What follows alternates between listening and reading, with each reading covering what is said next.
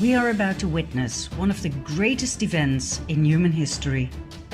The world as we know it is crumbling before our very eyes, and the majority of the world population is not aware of it. Power structures that have been in place for thousands of years are taken down as we speak.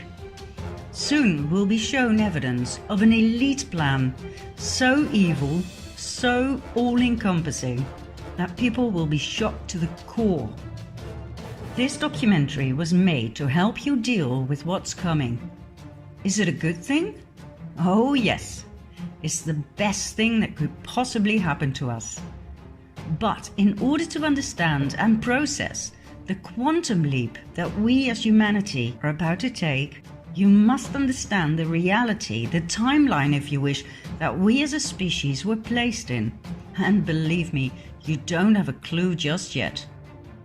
The evil I mentioned has been working behind the scenes so intelligently, so brilliantly, that hardly anyone ever noticed a thing.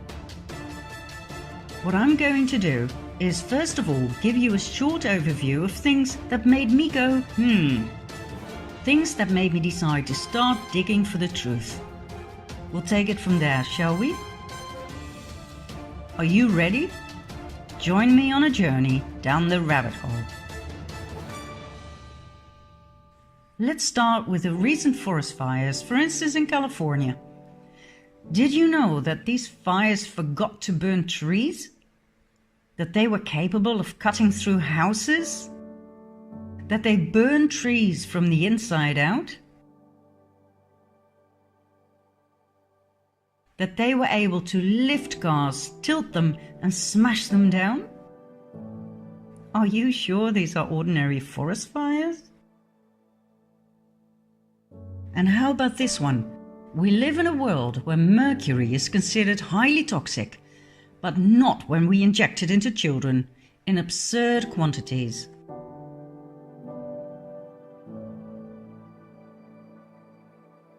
No doubt you've heard about chemtrails.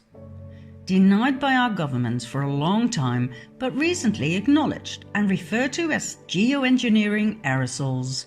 They are sprayed into our atmosphere to protect us from global warming. The thing that makes me go however, is the fact that we're sprayed with heavy metals, which are stored in our brains, where they have proven to cause Alzheimer and Parkinson's disease. And did you know that in many countries, among which my own Holland, we have to explicitly say no to organ donation, for if we don't, our organs will be property of the state as soon as we are declared brain dead? The last time it was arranged this way by law was during the Nazi occupation. Did you know that our current Pope is the first to state that hell does not exist, but the devil does? Isn't it weird that the Vatican's audience hall is full of references to reptilians, snakes, serpents?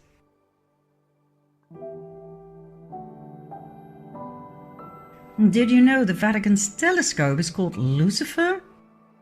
And since when does the Pope make the sign of the devil? 9/11. Whereas one bird can cause terrible damage to a plane, on 9/11 two planes managed to cut through steel. A third plane mysteriously disappeared in a building, and number 4 plunged into the earth without leaving any debris or bodies. The planes were piloted by terrorists who only had a few flying lessons in a small Cessna.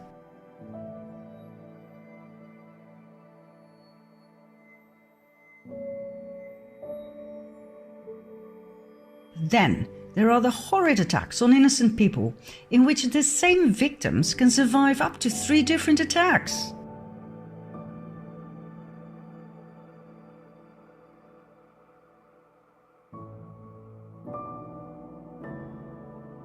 This lucky young man survived being shot in the head.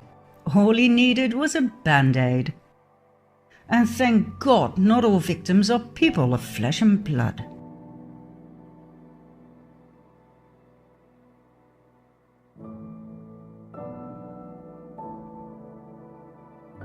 What do you think about this one? Are you a parent? Are you aware of the fact that children cartoons contain subliminal messages of sex and violence? Why? Did you know that fully grown fetuses can be legally aborted in many American states? That advocates of full-term abortion state that unborn babies cannot feel pain? Whereas every doctor knows that the nervous system is the first to develop in fetuses? Is abortion of a fully grown baby not the same as murder? Okay, let's have a look at the migrant caravan. Thousands of people fled their South American homes to look for a better future in the US. The trip covered 2,000 miles in 1.5 months in order to be on time for the American midterm elections as a political statement against President Trump. This means they walked an average of 45 miles a day on flip-flops, barefoot, like this and like this. 45 miles a day? Why do Hollywood celebrities promote the use of facial creams containing the foreskin of baby boys? Do you realize that these foreskins are actually sold? That it's a trade? What's next? Drinking baby blood? Now, I'm going to give you 5 more, although I could go on forever. Counting down, number 5. Did you know that diseases such as AIDS, Zika, SARS, and Ebola are actually patented? Do you know when something is patented? When it's man-made. Man-made diseases, are you kidding me?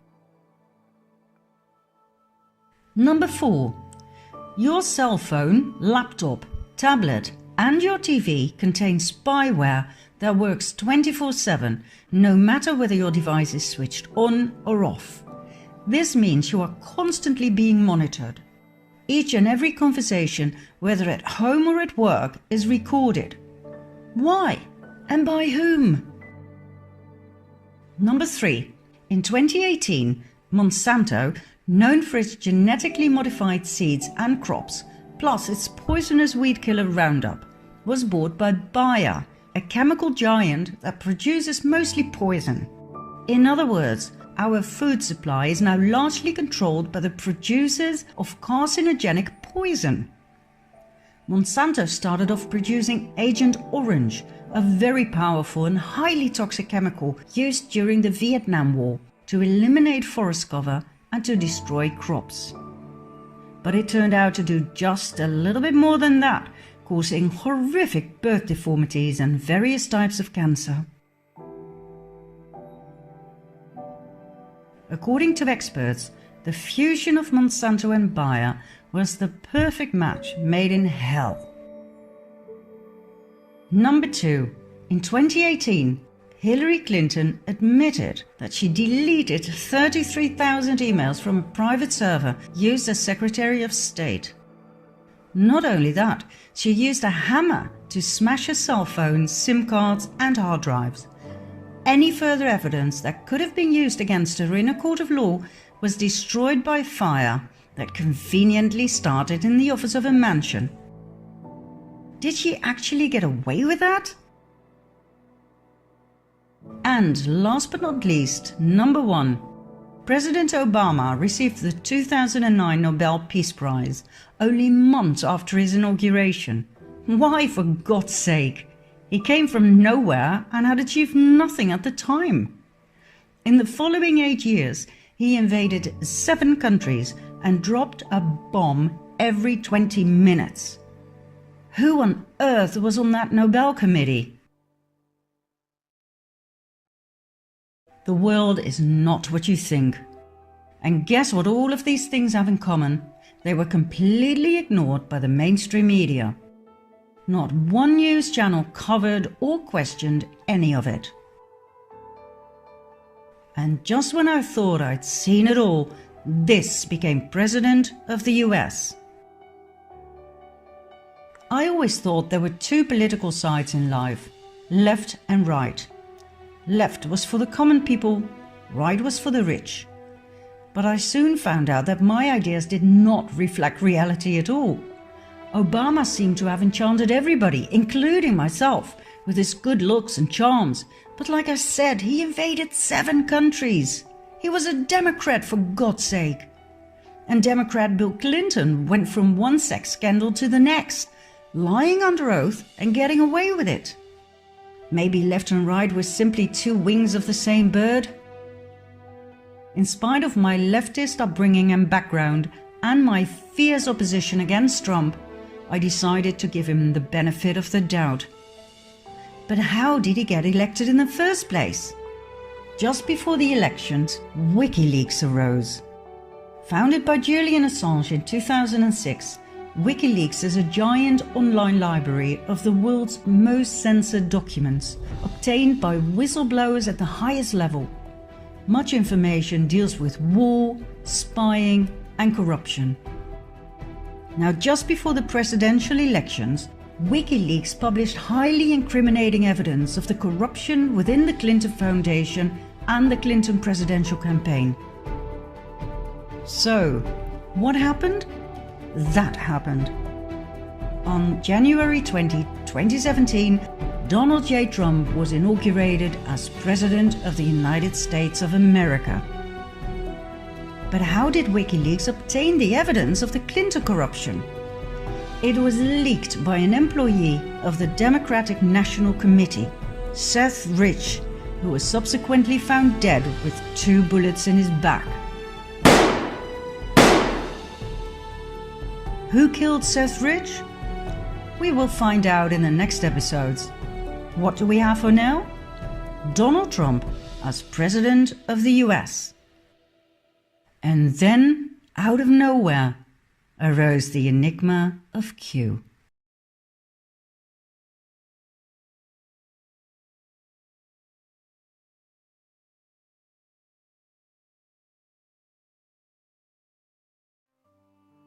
On October 28, 2017, a mysterious post was placed on 4chan, an anonymous internet bulletin board.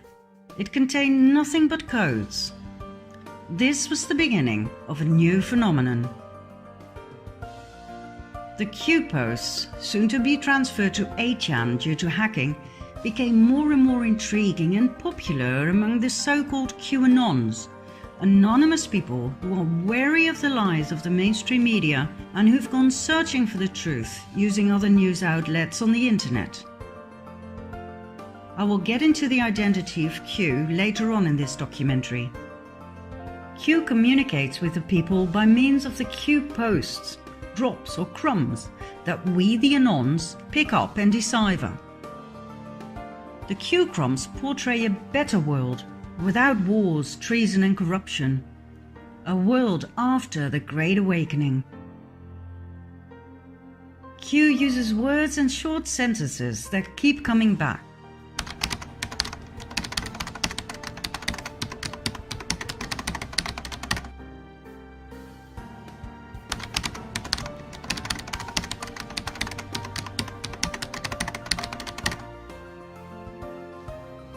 Sometimes the Q drops are short and to the point. Initials are used instead of full names. Sometimes they contain a lot of information. And sometimes combinations of letters and numbers are used for us to rearrange. The Q clock was introduced, and it took us quite some time to figure out how to read it. And then there was the Q map, containing an incredible amount of vital information. The map was made by Dylan Lewis Monroe. It contains an overview of the truth of mankind and its covert power structures. Q is not a cult, as suggested by opponents. After all, it tells us not what to think or what to do. It merely gives us questions, clues and riddles. We need to do the research in order to find the answers, and that is how we discover the truth. Through this research, I've come to find out more about American and global politics than I'd ever dreamed of. I was never really interested in politics, but the Q drops opened my eyes to a whole new world, a world of secret societies, secret services within secret services, and secret deals made on a grand scale. A world with shadow governments, with an excessively rich 1% of the world population that actually runs the world. Not our political leaders, not our presidents, but a very small group that we refer to as the Illuminati or Cabal.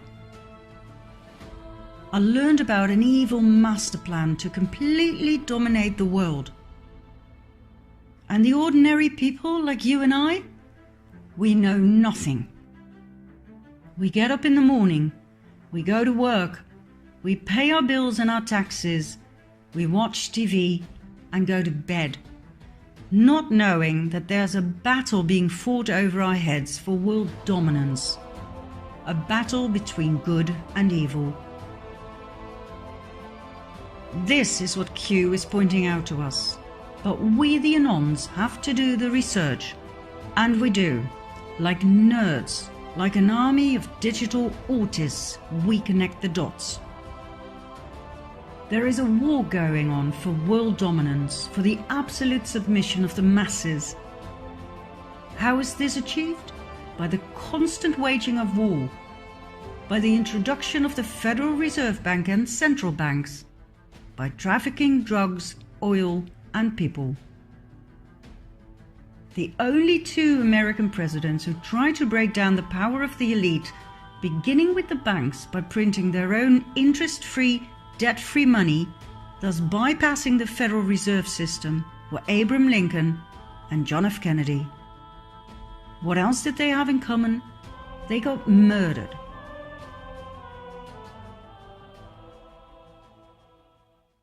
Now, why are the banks so important?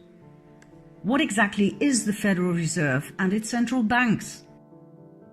The Federal Reserve is the central bank system of the US, and in spite of the very misleading word federal, the Federal Reserve and all central banks around the world are privately owned. They are not government institutions. They are owned by some of the most wealthy and influential families in the world, two of which are close to the top of the power pyramid, and the Rockefellers. The Federal Reserve was set up in 1913 after quite a bit of opposition from the US government and some very wealthy people, such as Benjamin Guggenheim, from a very influential mining family, Isidor Straus, head of Macy's department stores and politician, and John Jacob Astor, businessman, inventor, and probably one of the wealthiest men at that time. The wealth of these three men in those days was approximately $500 million, which today would amount to something like 11 billion. These men were so rich they could not be bought, not by any bank. What else did they have in common? Apart from money, power, and opposing the creation of the US Federal Reserve? They all died on April 15, 1912, when the ship they traveled on hit an iceberg and disappeared in the cold ocean. Coincidence? Let's just say the Titanic disaster was highly convenient. The rest of the opposition was easily cornered. Congress was bypassed. The Fed was created illegally, unconstitutionally, something not many people are aware of. Let's have a look at the visible top of the power pyramid. There we have the Rothschild family. In short, this family owns most of the world. They own each and every central bank. They own the Federal Reserve. They control the International Monetary Fund. They control the World Health Organization. They financed both parties of every war since the war against Napoleon. They financed the Bolshevik Revolution. They financed Hitler and the Nazis. They financed the production of IBM's punching machines for an efficient prosecution of the Jews by the Nazis. And they had equities in Exxon and IG Farben, the dealers of Zyklon B gas for the Nazi gas chambers. The estimated net worth of the Rothschild family is $500 billion. When you have that much money and power, you can poke the chest of the Crown Prince of Great Britain like he's your bitch. And when you oppose their power and try to stop them from taking over your banking system by setting up a central bank in your country that loans money to you at insane interest rates that you can never pay back, so that your country becomes the eternal slave to the Rothschild banking system, as happened to every country around the world, you are either ousted or killed. Your country will be invaded and blown to smithereens in the name of democracy, supported by the mainstream media that portrays you as a dictator. The same applies to those who refuse to accept the almighty US petrodollar. Oh, and there's much more, but we'll leave that for another time. The Rothschilds are not the only ones dominating the world. They are just part of the 1%, the elite. Another family of great influence are the Rockefellers. They made their initial fortune through oil. That fortune led to massive industrial influence in American politics, the banking system, and the pharmaceutical industry. They founded schools and universities, leaving a huge imprint on what should and should not be taught to our children and students. The Rockefellers further expanded their tentacles of power into the medical world and into hospitals. They now own the Rockefeller University with its Academy of Medicine and the Academy of Sciences, the International Health Foundation, the American Cancer Society, the Drug Trust, the American Medical Association, and the FDA. Everything was in the hands of the Rockefellers. They further infiltrated the educational and medical system by means of the Rockefeller Foundation, giving grants to specific research programs such as the research and development of vaccines, for instance against Ebola, yellow fever, Zika, the flu, and Gardasil, which was further developed and promoted by billionaire and partner in crime Bill Gates. Every case of dangerous side effects such as miscarriage, autism, sterility, seizures, paralysis,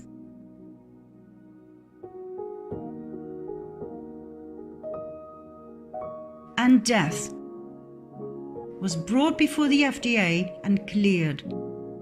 And all of the above was promoted by doctors and the media, where the Rockefellers had placed their representatives at the highest levels. Even presidents assured us it was safe. All use of alternative healing was demonized and prohibited, while the treatment with drugs and the drug dependency were pushed down the political agenda. The Rockefellers were also responsible for adding the toxic chemical waste product fluoride to our water and toothpaste.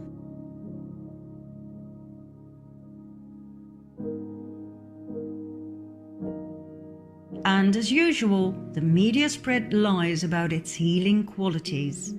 No doctor or dentist ever tested its efficacy. They simply told their patients what they'd been taught at the Rockefeller institutions.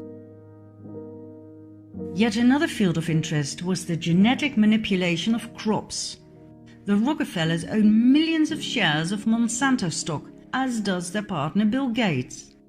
Their mutual interest in eugenics, which aims at improving the genetic quality of the human population, will come as no surprise. Back in Nazi Germany, the Rockefellers financed the horrific eugenics experiments performed on Jewish people, trying to create a superior master race. So, in short, two very powerful families that rule the world and its population are the Rockefellers and the Rothschilds. And guess what? They are not even the most powerful. There are other families that exceed the Rockefellers and the Rothschilds, both in money and in power. But I will not go any deeper into that at this stage. We'll save that for later, shall we? There's one more man I want to put in the limelight right now. George Soros, described by the mainstream media as investor and philanthropist. His net worth? $25 billion. Soros was born in Hungary. After World War II, he moved to England and then on to the US, where he made a fortune with his hedge funds and his merciless ways to manipulate the financial market, using crises to further increase his own wealth and expand his power.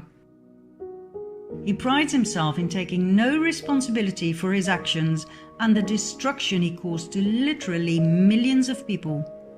I quote, "I am here to make money. I cannot and do not look at the social consequences of what I do." Soros strikes me for his choice of funding. For example, NAMBLA, the North American Man-Boy Love Association. Their goal and their slogan, "Sex before 8, before it's too late." This is their mascot.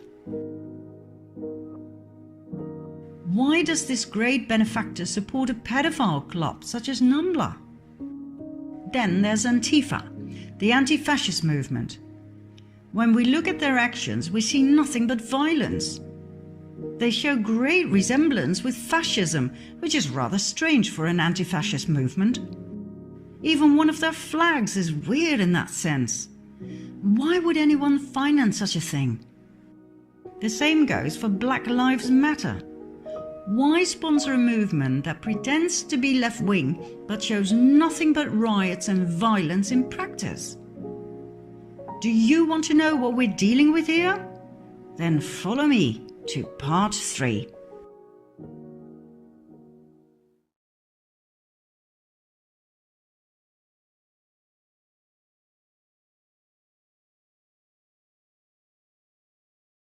The migrant caravan that headed to the southern border of the US in April 2018 was covered by the media big time. According to the official reports, these people came mostly from Honduras, where the caravan had started, and then people from Guatemala, El Salvador, Nicaragua and Mexico joined the march. The main reasons for them to flee their home country were gang violence and poverty. When I saw the first pictures, I was shocked. But then I realized there were just too many images of women and children, which is always a sign of media manipulation and a hidden political agenda. Always. Critical thinkers like the QAnons studied the pictures closely. Too many things did not add up. Like I said in part 1, these people had to walk for 45 miles a day, each and every day for 1.5 months. But these people don't look exhausted. They're not dirty or sweaty. I mean, look at them. Their clothes are clean. Clean babies. Clean pants. They wear labels. They are well fed. These people aren't refugees. They're not poor. I traveled through Mexico, Guatemala and Honduras and I saw poverty. Believe me, these people are not poor. 45 miles a day on flip-flops? Are you kidding me? Or even barefoot? Come on, where are the blisters? And why aren't they carrying what is needed for a journey like that? Blankets, food, water. Where are the spare diapers? Some people do have small backpacks, but they appear to be brand new. So, what did happen? First of all, buses and vans were deployed to transport all of these people from Honduras to the US border.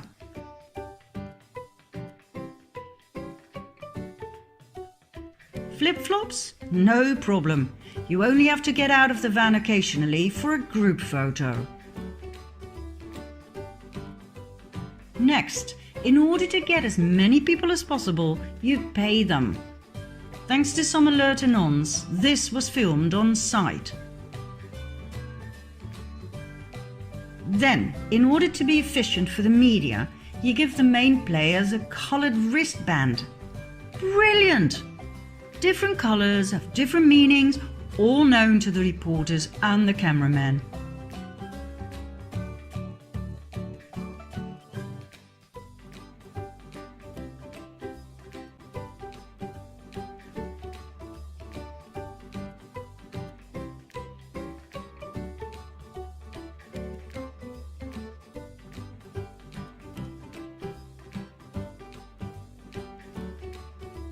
Some people overact.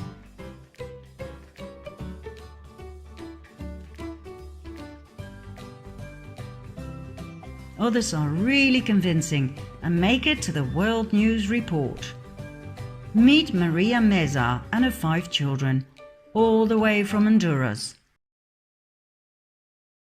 She made it to every news item on TV, telling about her terror, the fear for her children, their eyes all wet and swollen due to the tear gas that the American Border Patrol so viciously threw at them.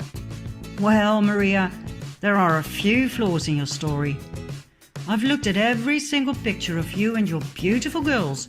None of them show any signs of tear gas.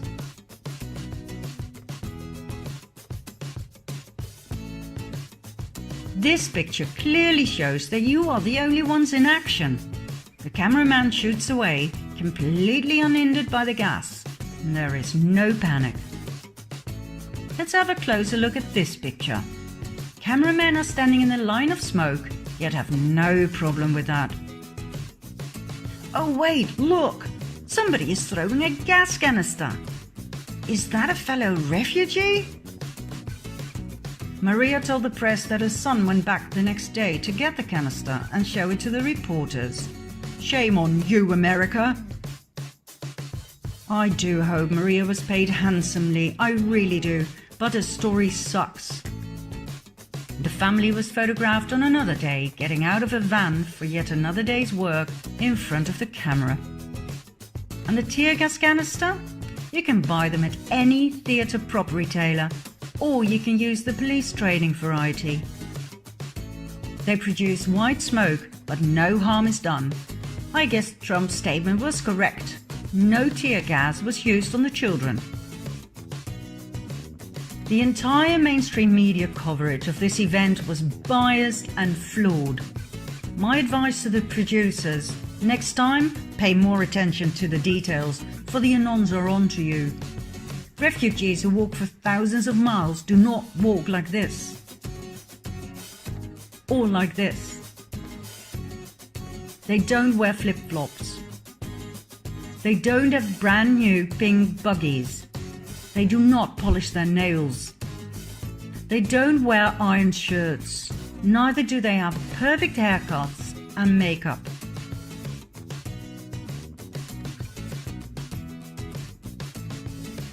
When they say they flee their country because they're so poor they can't even buy food, don't show them with digital cameras and iPhones. Refugees who walk for thousands of miles are not clean.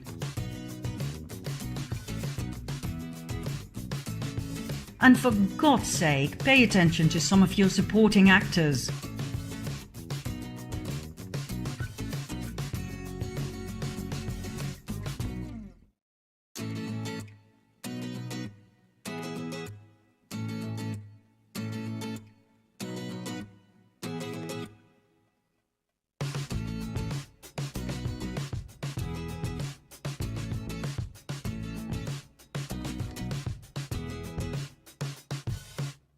And when you Photoshop someone into a picture, make sure you don't forget his leg.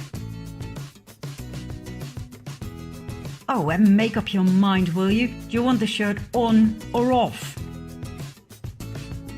And what's with the Disney obsession?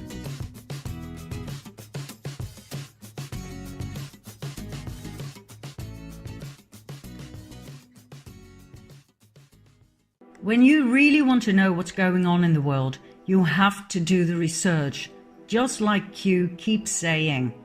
And when you do, you will see what's real and what's not. The migrant caravan was a staged event with a political motive. Who was behind it? Who financed such a great event? George Soros. That's right, our great benefactor George Soros, connected to the pedophile club NAMBLA and the rioting and violent Antifa and Black Lives Matter. How do we know he's behind all of these so-called social movements?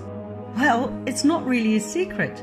According to an analysis of his tax filings, he invested $33 million in the notorious Ferguson riots alone. Soros promised everyone who participated in the massive protests $15 an hour. In the case of the migrant caravan, all they had to do was play the part of poor refugees looking for a safe haven. Money, new clothes, food, toys, and an extra bonus if you play your part well. Who'd refuse a job like that? Soros made a mistake by not fulfilling his financial promises. So then we had more riots, this time by angry actors who demanded payment. Videos of Antifa members shouting, "Soros, Soros, where's our money?" went viral, yet everything was hushed up by the mainstream media. So, what's his motive? Why would anyone invest so much money in these massive and well-organized movements? To destabilize a country. To create division. Division by skin color, by political wing, by religion, by gender. A divided people is easy to rule. A united people is not. Let's go back to the Q phenomenon. As we have seen in part 2, Q strongly emphasizes the importance to unite. United we stand, divided we fall. Q portrays a better world without wars, treason and corruption. And whether you like it or not, the task to get there has been put in the hands of Donald J. Trump. Now, normally when I say this to people, I get the most vicious looks. Thanks to the mainstream media, the majority of the Dutch people believe Trump to be a narcissistic dictator. But hey, let's talk some facts here, shall we? Trump went to North Korea. He'll start a nuclear war, the media shouted. But he came back with peace. 6 million new jobs have been created under Trump. Lowest unemployment rates since 50 years. More than 4 million people off of food stamps. Trump openly attacked Big Pharma. He created the biggest tax cuts ever for all social classes. He is the only American president ever to work for free. He signed an executive order to clean the oceans. Did you hear about that on the news? No. For some reason, the mainstream media have a political agenda of their own. But more about that later. From my point of view, one of the most important priorities of Trump is to protect the children. Right after his inauguration, he stated that his administration would focus on ending the horrific practice of human trafficking, also referred to as modern slavery. On December 21, 2017, he signed an executive order blocking the property of people involved in serious human rights abuse and corruption. More executive orders followed to protect victims of human trafficking. A huge campaign was deployed to educate parents and children about the dangers of human trafficking.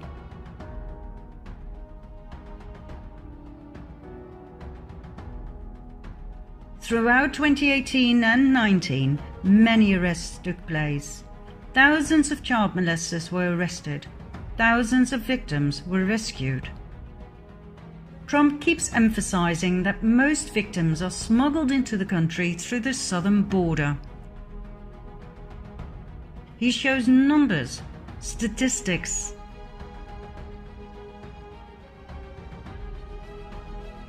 He made January Human Trafficking Awareness Month.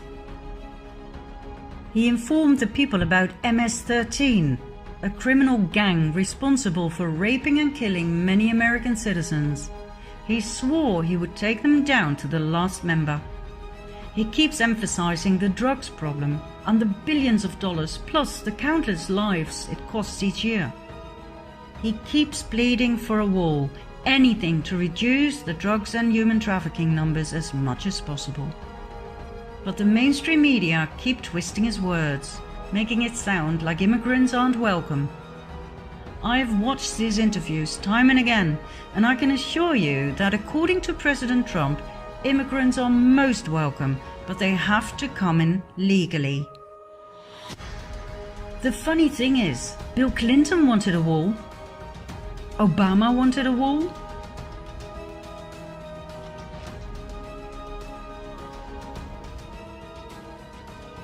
Hillary wanted a wall. They all voted for a wall when they were still in the Senate. I'm talking about the 2006 Secure Fence Act, passed by a Republican Congress and signed by President George W. Bush. It wasn't a problem back then, but now all of a sudden, Trump is an immigrant hater? The more I study the subject, the more I understand why Trump is bashing fake news. But more about that soon. Back to Trump's war against human traffickers. For years, whistleblowers at the highest levels have been stepping forward with testimonies about child trafficking for the elite.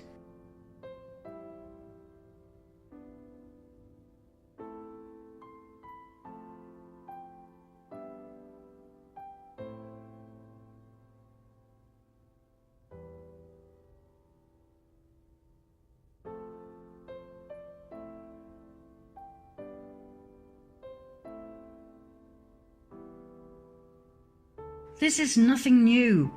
It was just never dealt with, until now. The thing is, when I talk about this in my presentations, people don't want to hear about it. They don't want to look at these pictures. Which I understand. I would rather look away as well.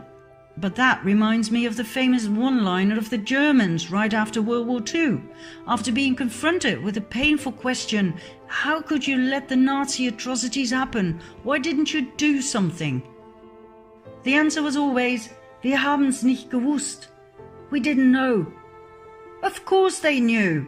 It was just too painful and too dangerous to acknowledge it and to do something about it. Well, I will not look away any longer. These kids are not helped by our denial, they are helped by our action.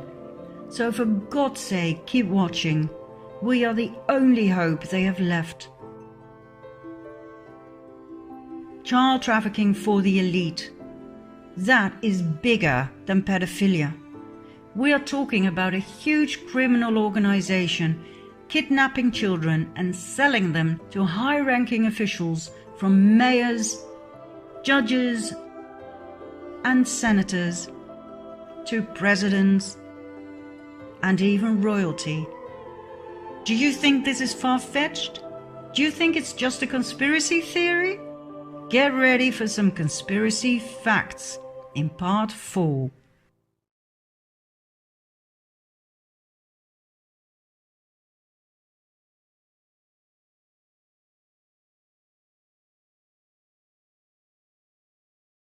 In 2010, right after the devastating earthquake, 33 children were smuggled out of Haiti. The woman who was arrested, Laura Gaylor Silsby, said they were orphans who were about to be adopted in the US. Upon investigation, however, it turned out most of these children were not orphans. They were later reunited with their parents. Furthermore, there were no adoption papers to be found. These kids had simply been abducted, stolen from their parents. Who exactly is this Laura Gaylor Silsby? First of all, she was on the board of directors of Alert Sense, the company that provides the technology for Amber Alert. Amber Alert is the broadcast emergency response to recover abducted children. Isn't that an interesting paradox? A convicted child trafficker? Yes, she was found guilty and convicted, connected to Amber Alert, set up to rescue children? Secondly, this lady is the founder of the Baptist organization New Life Children's Refuge, an orphan rescue mission for Haiti. Sounds to me like she had a ways to smuggle children out of the country real easy. Nice cover. Last but not least, she's a close friend of the Clintons, who immediately paid for a lawyer, Jorge Puello, who himself is a convicted pedophile. He was arrested and convicted for leading an international human trafficking ring involving women and children. All of this came out into the open thanks to WikiLeaks that published the secret emails between the Clintons and Laura Gaylor Silsby. Let's continue with Heidi some more before moving on, shall we? Heidi was put in the limelight once again with the Oxfam scandal. Oxfam, known for its shops throughout the world for empowering women and for fighting poverty, was banned from Haiti following the 2010 earthquake. There were orgies with prostitutes, some of which were underage, in other words, with children. Leaked emails further confirm that $3 million were diverted from Haitian relief funds via the Clinton Foundation to pay for Chelsea's extravagant 2010 wedding. When Trump called Haiti a shithole, the whole world went mad. But he was right. What he referred to was what the so-called non-profit organizations had turned the island into after the earthquake. The Red Cross collected $500 million for Haiti, and all it did was build 6 houses. The Clinton Foundation ruthlessly misappropriated the earthquake donations from international donors and got away with it. Klaus Eberwein, a former government official of Haiti, due to testify about the Clinton corruption, was found dead with a bullet in his head only days before the trial on July 12, 2017. Monica Peterson, the young social anthropologist who went to Haiti to investigate human trafficking on the island and who tweeted some critical thoughts about the Clinton Foundation, was found dead by hanging shortly after, in November 2016. Her death was ruled suicide. And when surgeon Dr. Dean Lorek openly vented his disgust about the corruption by the Clinton Foundation that he himself witnessed while trying to save lives on the island, he too ended up dead. In December 2017, he was found on the bathroom floor of his apartment in New York with a knife in his chest. His death too was ruled suicide. But hey, let's not dwell on the many suicides surrounding the Clintons. Let's go back to one of Q's often repeated sentences. Symbolism will be their downfall. In 2007, the FBI released a bulletin with symbols used by pedophiles to identify their sexual preferences and to communicate where to find both each other and their prey. The blue triangles identify boy lovers, the pink hearts are for girl lovers, and the butterfly is for child lovers in general.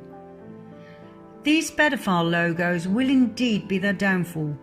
They are in plain sight, for they never thought people would wake up and see. And just like we saw with Amber Alert, it's the organizations that claim to protect children that actually use pedophile logos. For instance, the International Adoption Clinic. New Star Kafala, a Muslim adoption and child advocacy agency. This is the logo for their HOPE program, helping orphans progress emotionally. Then there's the Pacific Crest Trail Association.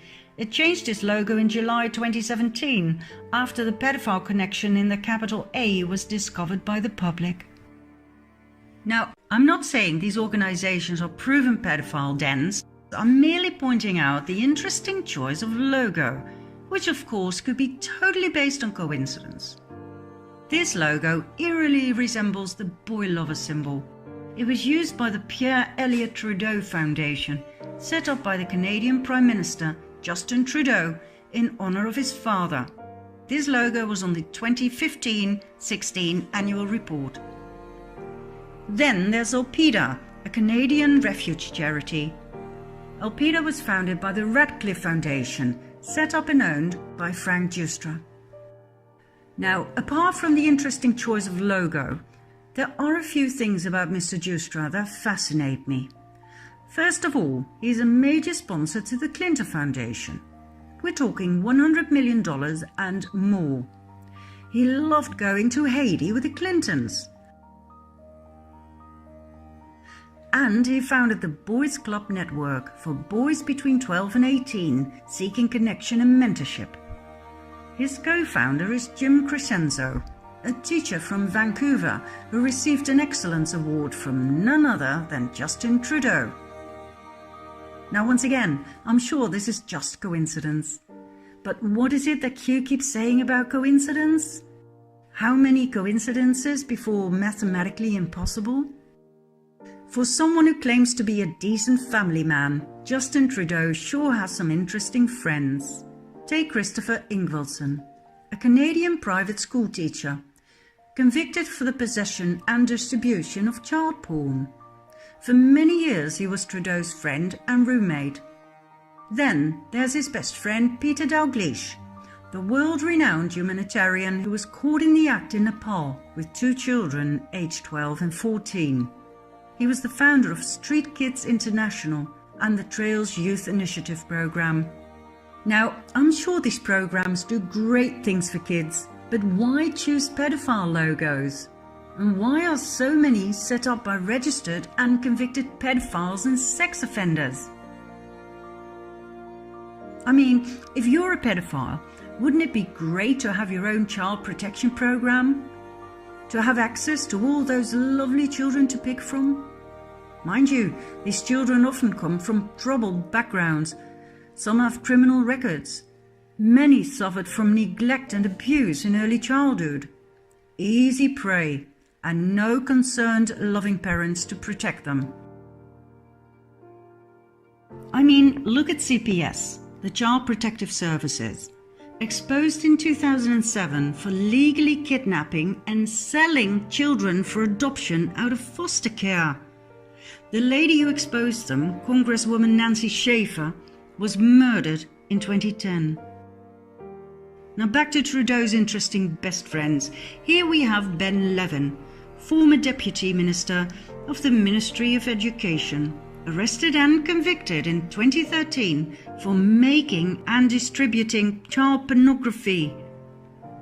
Then there's Jan Gomeshi, the Canadian CBC radio host, arrested and charged in 2015 with 7 counts of sexual assault and 1 count of overcoming resistance by choking. Now, I don't know about this, but if I were Trudeau, I'd be more careful selecting my friends. He is surrounded by registered pedophiles and sex offenders. There's another prominent place where the FBI symbols of pedophilia can be found, in Hollywood. We briefly saw in part 1 that children cartoons contain references to sex and violence.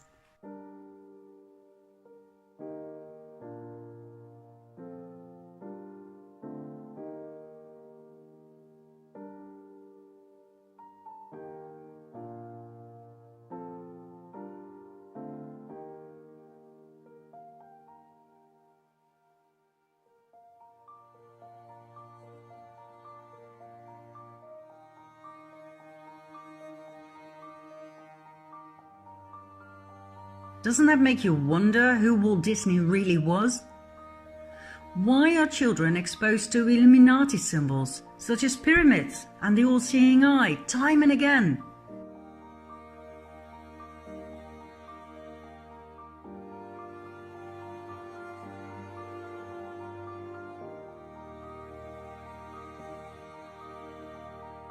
And why are pedophile logos used for candy and ice cream? Yet another thing that attracts children. The more I dived into this topic, the more I realized to what extent this had actually drenched our society. Top directors such as James Gunn, who openly and proudly tweet about being a pedophile. I guess this is normal in Hollywood?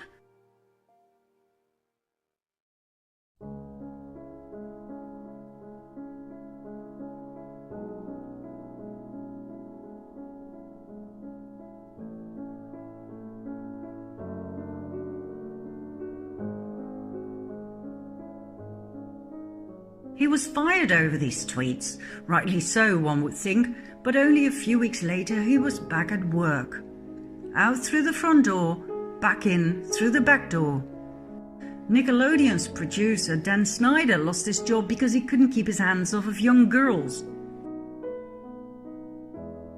And here we have Brian Peck, a convicted child molester who only spent 16 months in jail, after which he was offered a job right back with Disney, where he continued working with underage girls.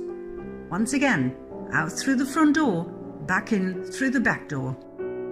Jason James Murphy kidnapped and sexually assaulted an 8-year-old boy in 1996. He served 5 years in jail, moved to California, used his shorter name, Jason James, and became a casting agent for child actors. The list of sexual predators in Hollywood is endless. Only recently were some of them called out by their victims and arrested. Most victims never dare to speak up, for their predators are absolute legends in Hollywood. Actor Corey Feldman was one of the first to speak up about child abuse in Hollywood. He and his best friend Corey Haim became actors at a very young age. They were incredibly successful and famous, but the price was high. They were sexually abused by various adults they worked with. It was common knowledge that the two Coreys were passed around at Hollywood parties. They resulted in great trauma that was buried for many years. The two Coreys sought relief in alcohol and drugs, which eventually led to Corey Haim's death at the age of 38. It wasn't until recently that Corey Feldman called out his abusers. Elijah Wood, who became world famous for his part as Frodo in The Lord of the Rings, supported Corey Feldman's statements about Hollywood as a pedophile den.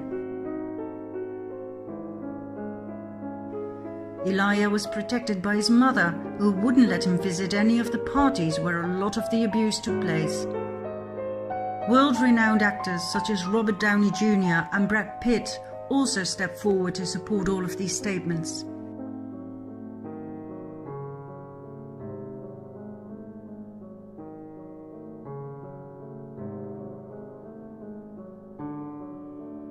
If you think that sounds crazy, wait till you hear Mel Gibson. The world-famous megastar, both as actor and producer, was blacklisted by Hollywood for stating that Hollywood is a den of parasites who feast on the blood of kids. He took it a whole lot further. Read for yourself.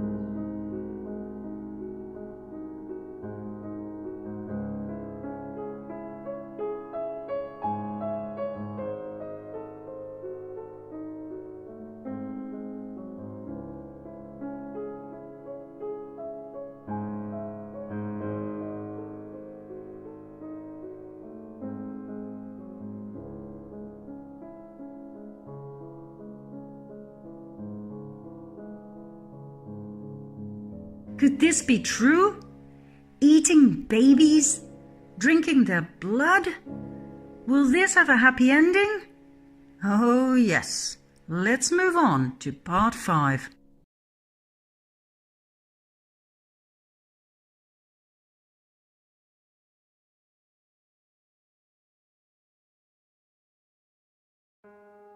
In part 1, we briefly looked at the sexualization of children and the normalization of pedophilia in our society.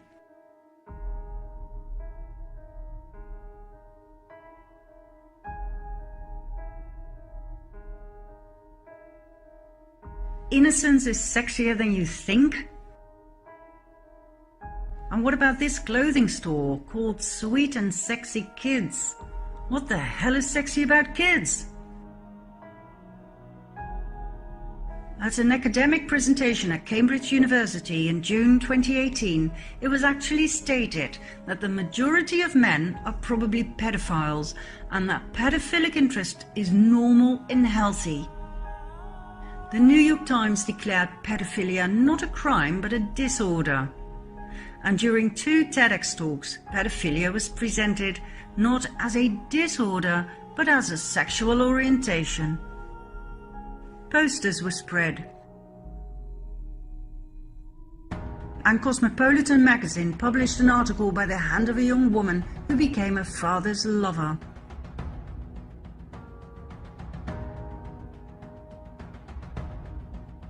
Now, of course, in order to make all of this legal, the age of consent had to go down, so that having sex with a child would no longer be a crime. No problem. Judges and politicians at the highest level did their utmost best to take care of that.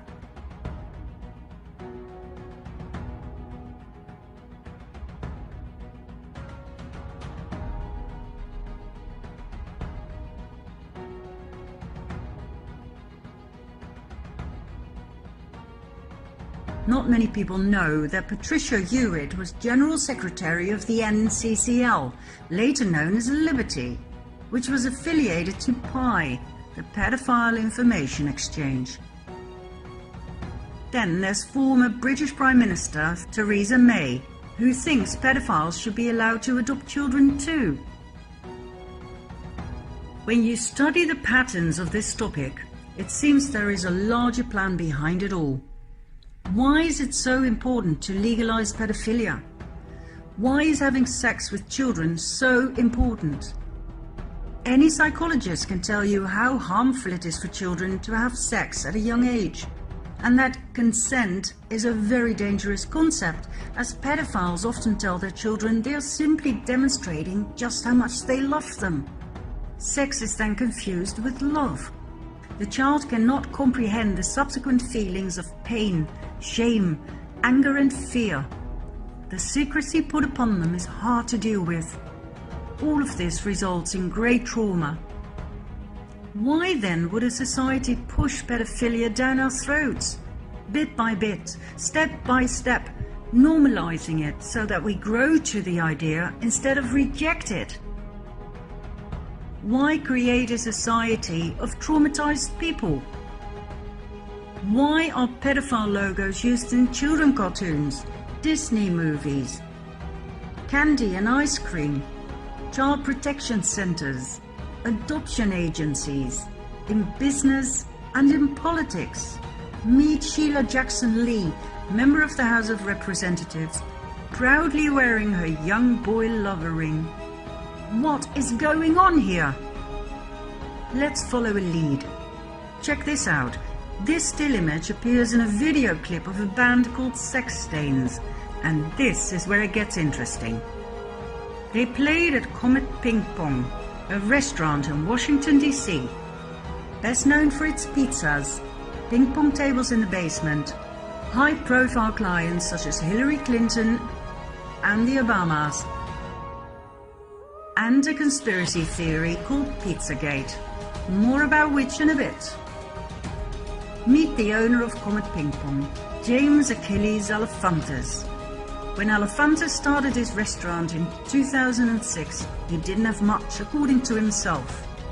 Yet in 2012, only 6 years later, he was named as one of the 50 most powerful people in Washington, D.C. That fascinates me. You don't become that powerful by running a pizza place. So, who exactly is James Alefantis? He portrays Comet Ping Pong as a family-friendly restaurant, yet his tweets and those posted on his Twitter account are controversial, to say the least.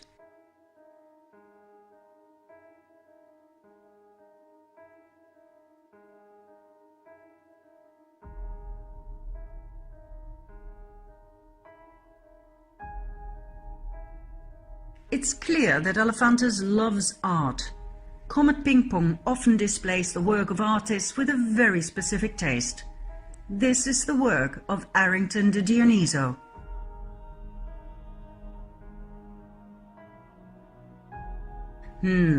Not a big Trump fan, huh? Why is this on the walls of a child-friendly pizza place? Elephantus loves a good party. Now here's a picture he wishes he never posted. Meet his party friend, Miss Summercamp. What else? He had a love affair with David Brock, political consultant and founder of Media Matters for America, a progressive research and information center dedicated to comprehensively monitor, analyze, and correct conservative misinformation in the US media. In other words, an organization for censorship. Brock's Media Matters received $1 million from none other than George Soros back in 2010. Brock also founded Correct the Record with the sole purpose of censoring all negative reports on Hillary Clinton on social media. Censorship once again. So, James Elephantus is definitely a lead we must follow. What else do we know about him? He is best friends with the political top of the US. He is closely connected to the Podesta brothers, John and Tony Podesta. John Podesta is quite a hotshot in American politics. He was White House Chief of Staff to President Clinton, Counselor to President Obama, and Chairman of the 2016 Hillary Clinton presidential campaign. Tony Podesta is a political lobbyist and art supporter. He and his ex-wife Heather collect the work of, for instance, the Dutch artist Margie Geerlings.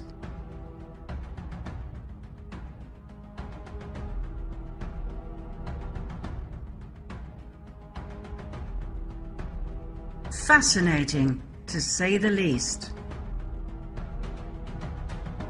They are also great admirers and buyers of the work of Patricia Piccinini.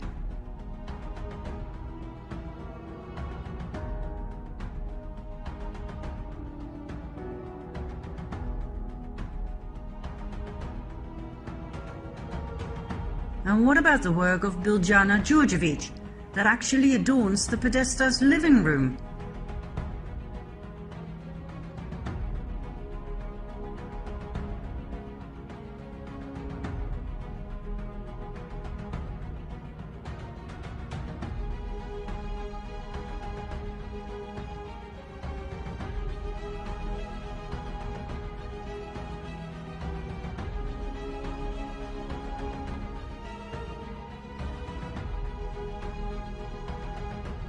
This is Louise Bourgeois. Her work is prominently present in Tony Podesta's mansion. This piece is called Arch of Hysteria. It greatly resembles the work of Jeffrey Dahmer, a serial killer who liked to dismember his victims and leave them in a somewhat awkward position.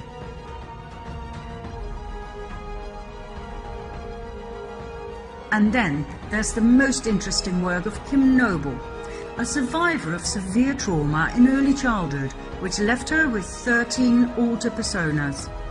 Her artwork shows the horrific things she experienced as a young child, like torture and rape.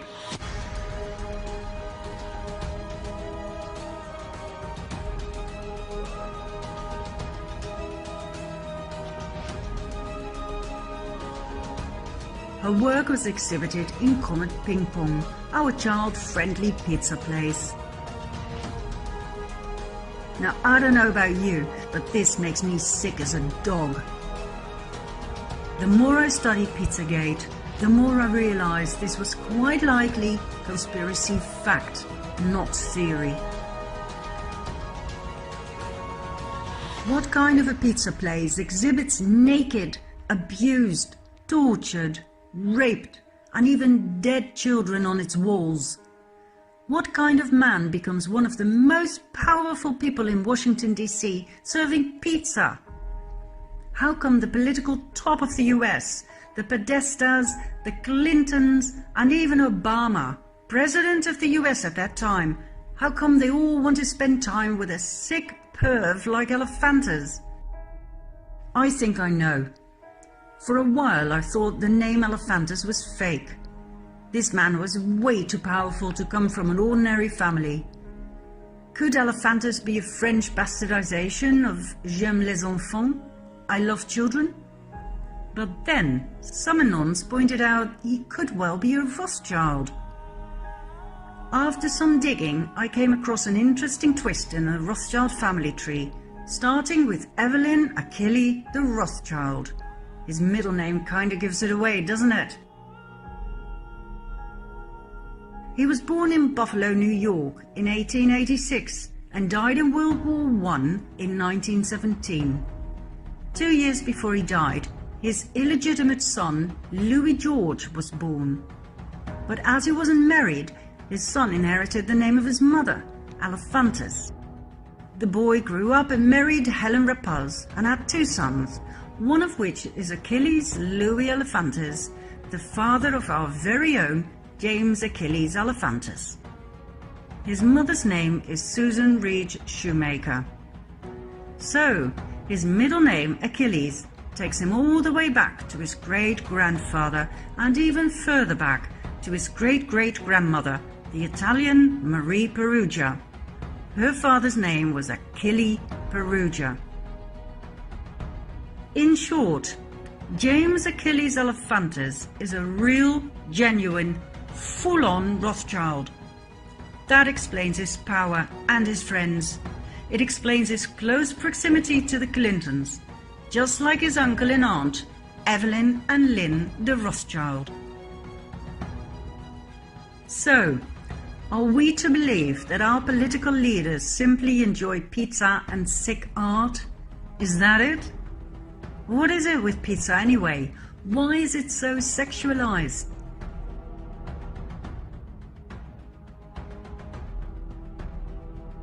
What's with the Besta Pizza pedophile logo, which by the way was quickly changed the moment Pizzagate became an item?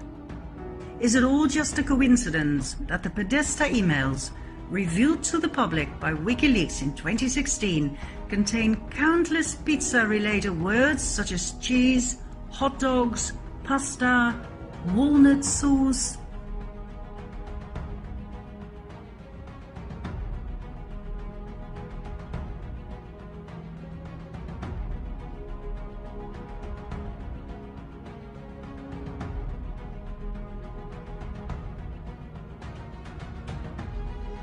When you actually know what those words mean, which is common knowledge in the sex industry, these emails suddenly become shocking.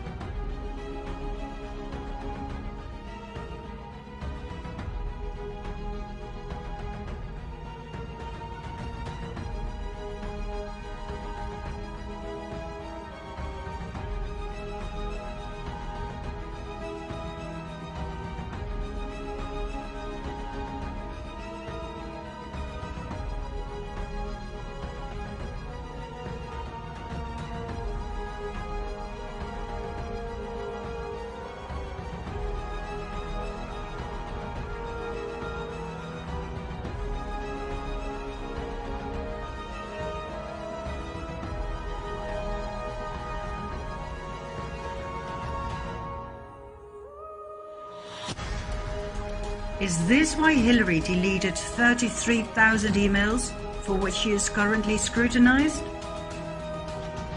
Does that explain what Obama meant when he ordered $65,000 worth of hot dogs and pizza flown in from Chicago to the White House in the middle of the night for a private party? Is that why Hillary emailed Obama warning him he needed to be more careful next time? The hot dogs can come, but if you make a spectacle out of it, that will be our downfall. And I think it would be wiser to restrict this activity to our predetermined locations. Really? For a few hot dogs?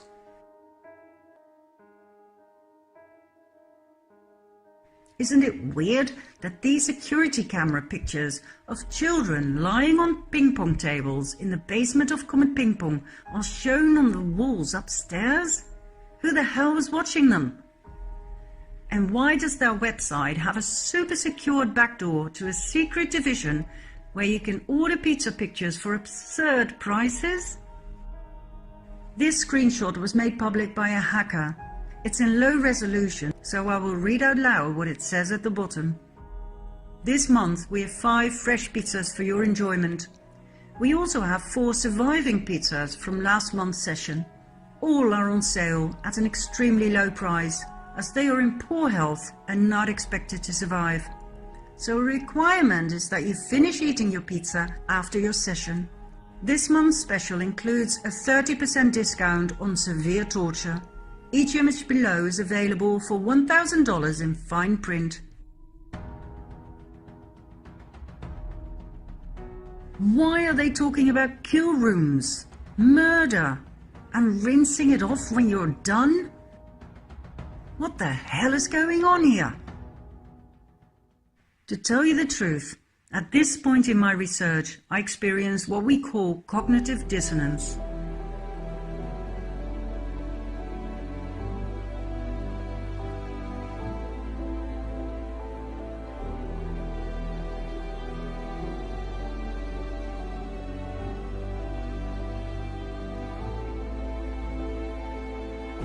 What I'd found out was so contrary to my belief system that I wanted to dismiss my discoveries. It just could not be true that the people we trust, the ones we vote for, were so evil. I simply could not handle the facts. How could people so charming and intelligent be part of a child trafficking pedophile ring where children were tortured, raped and killed for pleasure? Or, as I would later find out, for something even more horrific? I felt like I'd ended up in a nightmare. All I wanted to do was dismiss it all. Couldn't it just be all coincidence that the Clintons and the Obamas and Trudeau, beautiful, charming Trudeau, had surrounded themselves with the wrong friends? If their friends are all pedophiles, that doesn't mean they are, right? And maybe they don't even know about their friends' sexual preferences? I mean, I know Bill Clinton's healer, the Brazilian John of God, was recently arrested for keeping sex slaves whom he made pregnant time and again.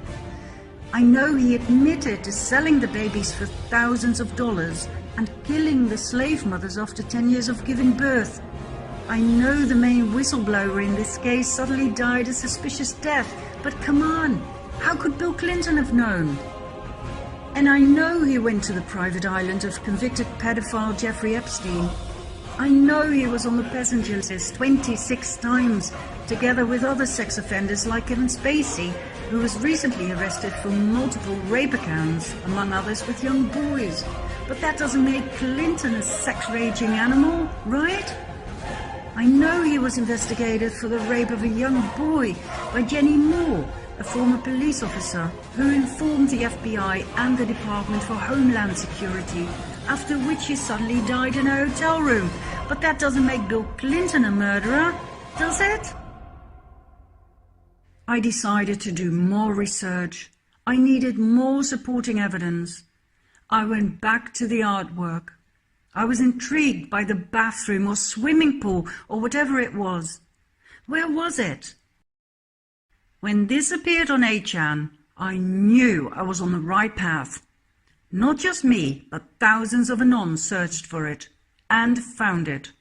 It actually existed. Do you want to know where it is? Come with me to part 6.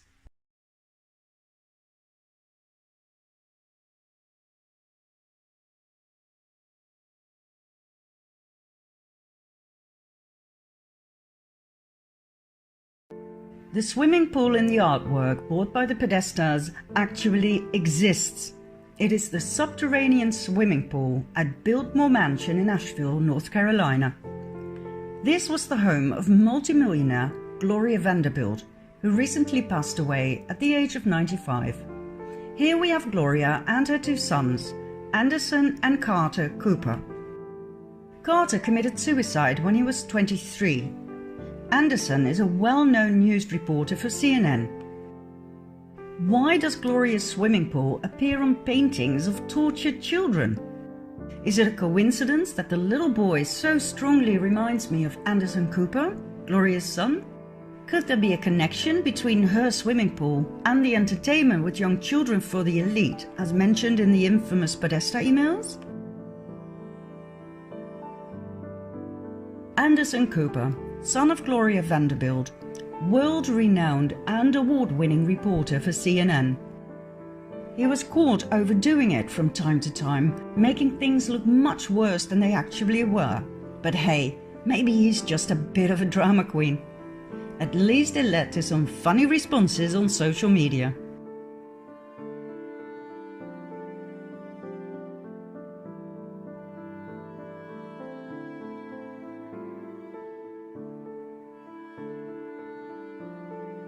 The question remains, is it okay for a media outlet to deliberately broadcast such exaggerations? Is that honest broadcasting? Is it okay to influence the public with headlines such as these?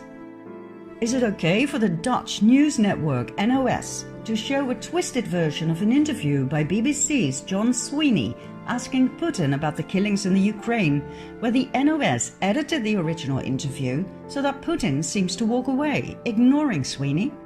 Yet the original interview, which can also be found on the internet, shows Putin taking his time answering the question. Is it okay for several American news outlets to accuse Trump of raping a 13-year-old girl together with Jeffrey Epstein, a convicted pedophile? Is it okay that there's a deafening silence from the mainstream media now that the flight records show that it wasn't Trump but Bill Clinton who joined Epstein at his parties with underage girls on Orgy Island? Is it okay that Trump's words about MS-13 gang members being animals were totally twisted, obviously on purpose, so that he seems to refer to immigrants being animals?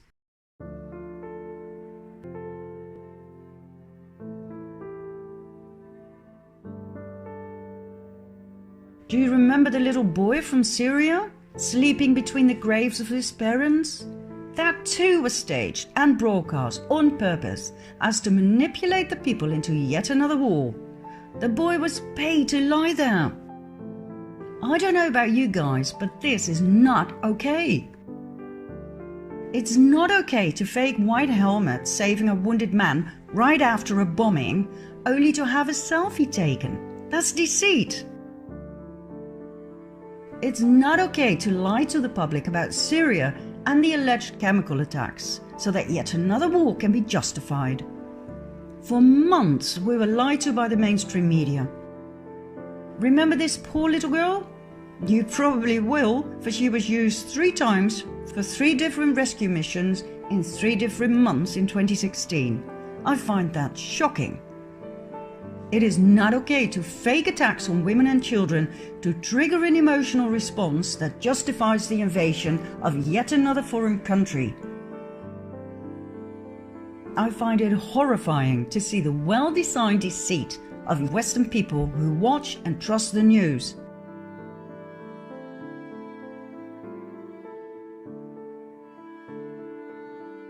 Do you remember this one?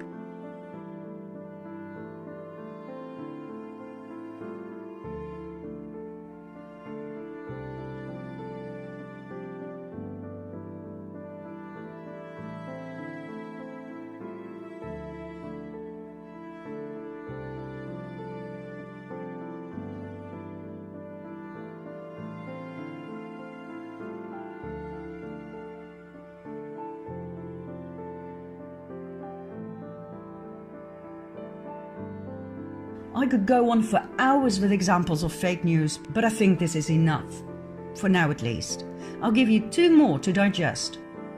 In 2015, during a presidential rally, Trump imitated reporter Serge Kovaleski, whom he had caught lying. It concerned an article from 2001, in which Kovaleski wrote about people cheering the fall of the Twin Towers. When Trump quoted the article in 2015, Kovaleski backed out, saying he didn't remember writing the article. Well, The article could easily be found on the internet, and Trump called out Kowalewski for his lie. But the mainstream media seized the opportunity and used these headlines: "Trump mocks the disabled." Kowalewski suffers from arthrogryposis, but that does not cause the weird movements Trump made. On other occasions, and in exactly the same way, Trump had imitated Senator Jim Mattis, presidential candidate Marco Rubio, a general, and a bank manager who all got away with lies. However, as Mattis, Rubio, the general, and the bank manager were not handicapped, they were of no use to the mainstream media. Kowalewski's handicap, however, went around the world, convincing everybody that Trump looked down on the disabled. And I must confess, I too fell for it.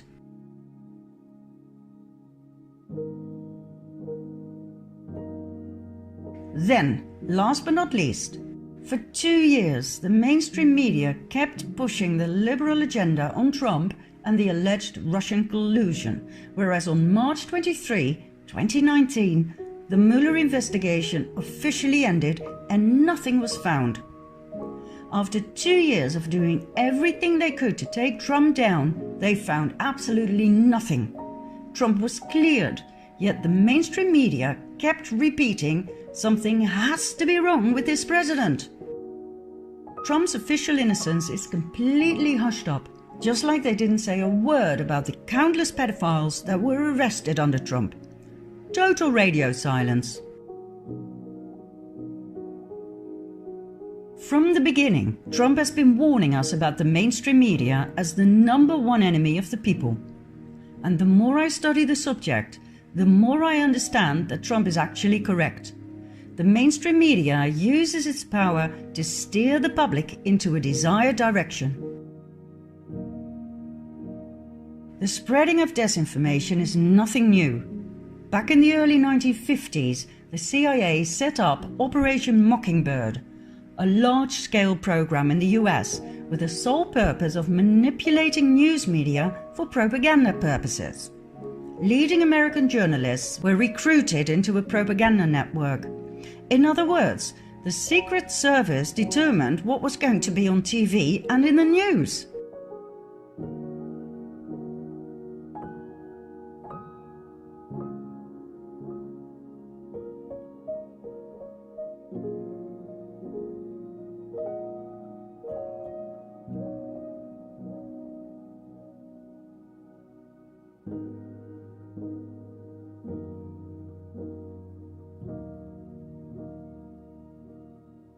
Has anything changed?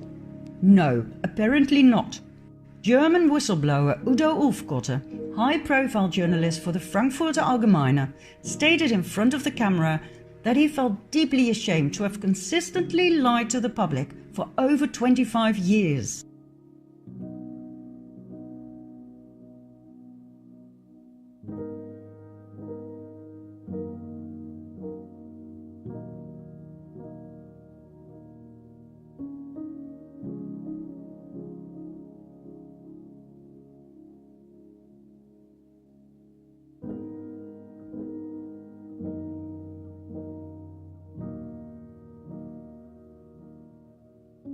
Ulfkotte died of a heart attack shortly after, in January 2017.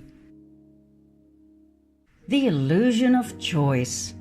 We think, there are so many channels, how could they all be in on it? Well, that's easy. This shows you who owns whom. Do you see it? There are only 4 companies. CBS seems to be independent, but is owned by the same billionaire as Viacom.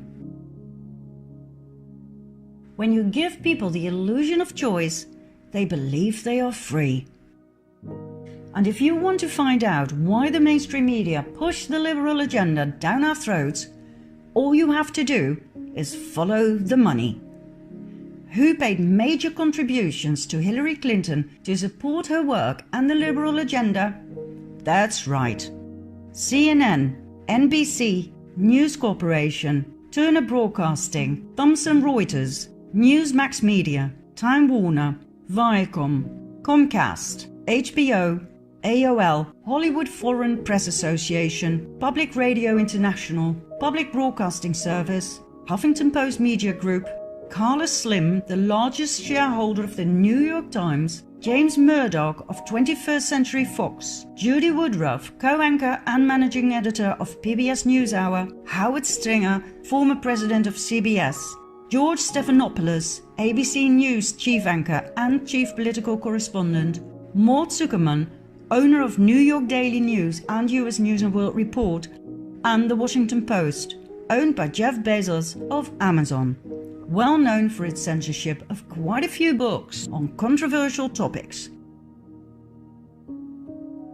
Censorship is one of the greatest dangers to a democracy and to freedom of speech. 3 more major sponsors of Hillary Clinton are Google, Twitter, and Facebook. Google and its YouTube are highly active in the field of censorship, just like Twitter and Facebook. It will come as no surprise that pro-Trump posts are among the most censored ones, as are posts of critical thinkers and researchers and anyone who dares question the official narrative of events such as the ones I presented in part 1. Pro-Hillary posts are never censored. Doesn't that make you wonder? Remember Correct the Record and Media Matters for America? Those are the kind of censorship companies that work behind the scenes of Facebook, Twitter, Google and YouTube to delete anything that opposes the liberal agenda. And guess what? Correct the Record is now promoted by AFAS, the global activist network that I once thought so highly of. AFAS was co-founded by Res Publica and Move On. Res Publica received $250,000 from George Soros. Move On got $1.6 million from Soros. AFAS's founding president and executive director Ricken Patel has consulted for the Rockefeller Foundation, the UN, the Gates Foundation, and the International Crisis Group, with Soros as chairman and Frank Giustra as CEO. Remember our friend with the pedophile logo from part 4? AFAS's co-founder is Tom Perriello, former Virginia congressman, best buddies with Obama and executive director of the Open Society Foundations of George Soros, one of the main parties behind the notorious and destabilizing migrant caravan invasion. It will come as no great surprise that AFAS strongly opposes President Trump. This is what we call controlled opposition.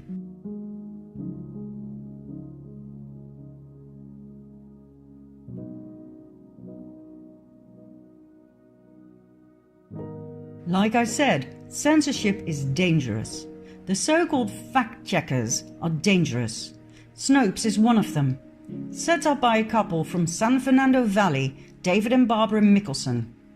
The couple fell out. Barbara accused David of spending 98 grand on prostitutes, which is probably true as he divorced Barbara and married call girl and porn star Elisa Young, aka Erin Abrin, who is now Snopes' administrator. Snopes' only fact-checker is Kim LaCapria, also known as sex and fetish blogger Vice Vixen. That, my friends, is fact-checker Snopes. There are no researchers, no investigators, no lawyers, no documents to support their findings, and they are strongly politically biased. Yet they are generally accepted as fact-checker. I find that most shocking.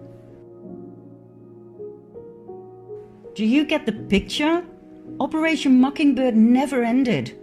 John Podesta, one of the key suspects in the Pizzagate scandal, got his own column in the Washington Post, writing about politics and policies. How the hell is he supposed to give an objective view of Trump, his worst enemy? John Brennan, head of the CIA till 2017, now serves as senior analyst for NBC News and MSNBC. Anderson Cooper worked for the CIA before he became a news anchor.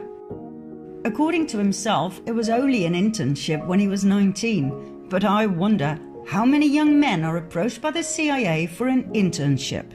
Anderson did not even have the proper education to be offered a job, yet in no time he became the face of CNN.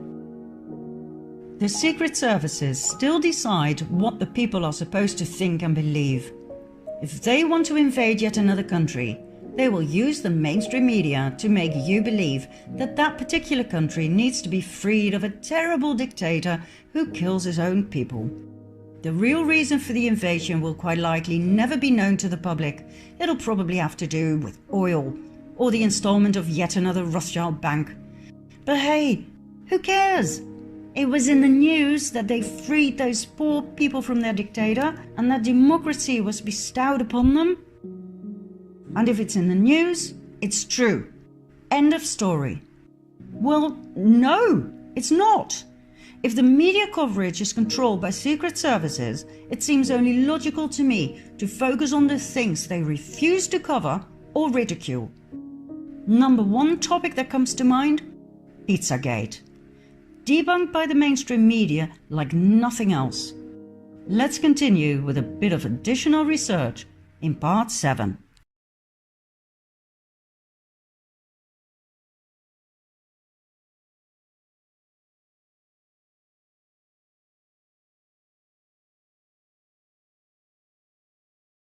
This is Marina Abramovic, a Serbian performance artist who likes to display the limits of the body and the possibilities of the mind.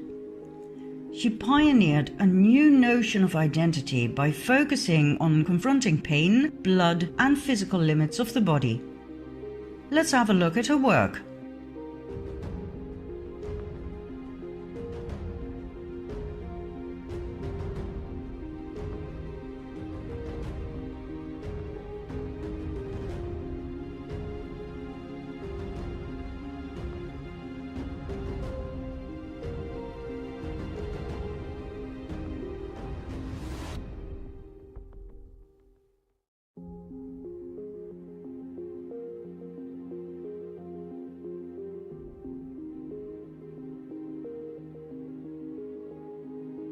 In 1996, Abramovic introduced Spirit Cooking, a cookbook with essential aphrodisiac recipes, some of which call for the mixture of fresh breast milk and sperm milk. When WikiLeaks posted this, it definitely had my attention. Spirit Cooking later took on the form of dinner party entertainment for her donors and friends. The link to cannibalism is obvious.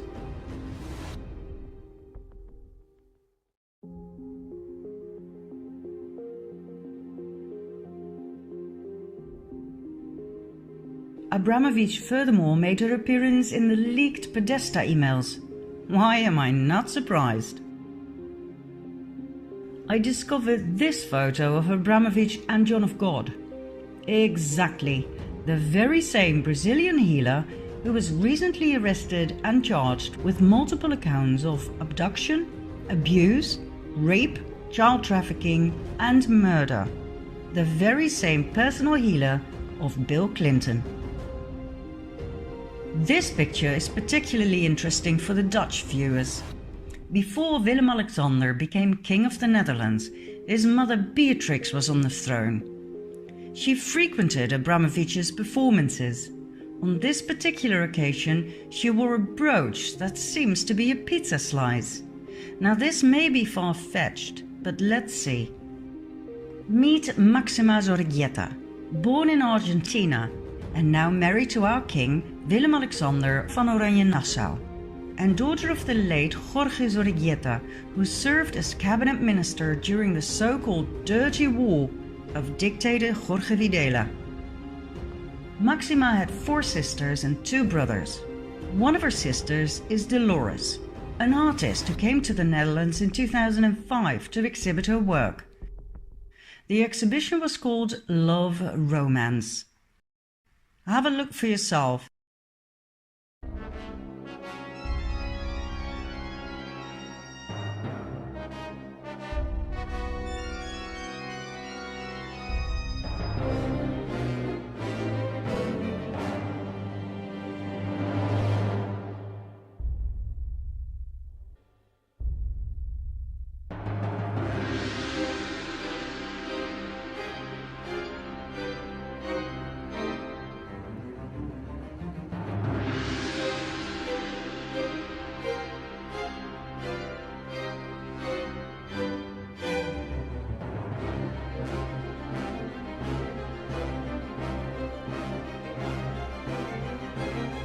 Is it just me, or is this insane?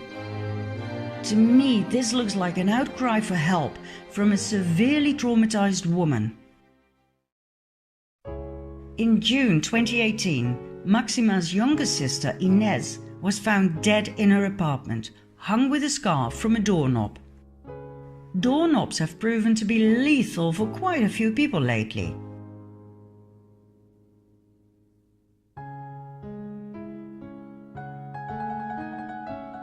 In other words, not suicide, but murder.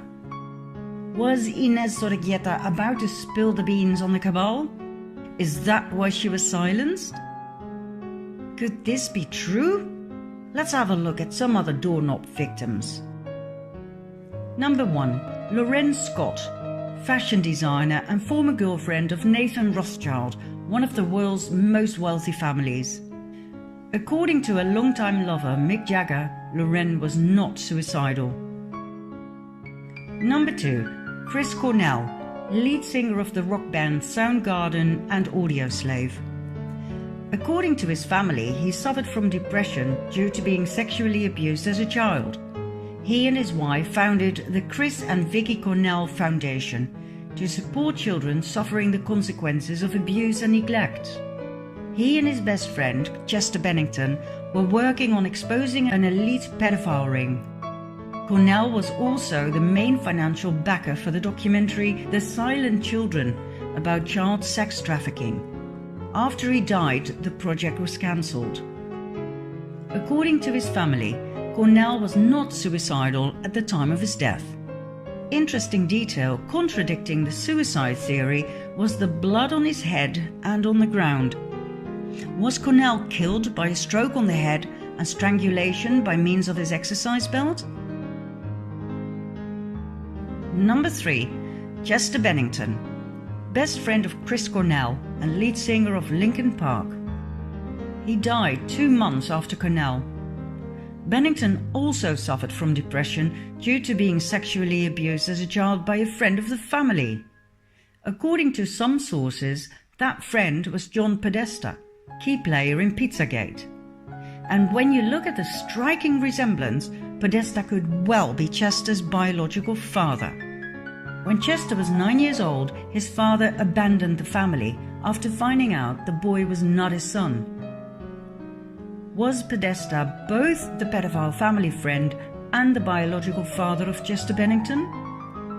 Is it a coincidence that the logo of his band looks like a broken version of the young boy lover symbol? Number 4. Tim Bergling, aka Avicii, world-famous Swedish DJ, musician and record producer. According to the first news about his apparent suicide, Bergling was said to have hung himself from a doorknob.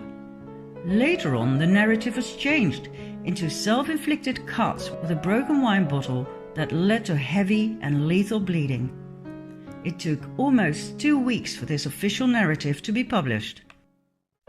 Bergling's 2015 video clip For a Better Day clearly and shockingly shows child sex trafficking.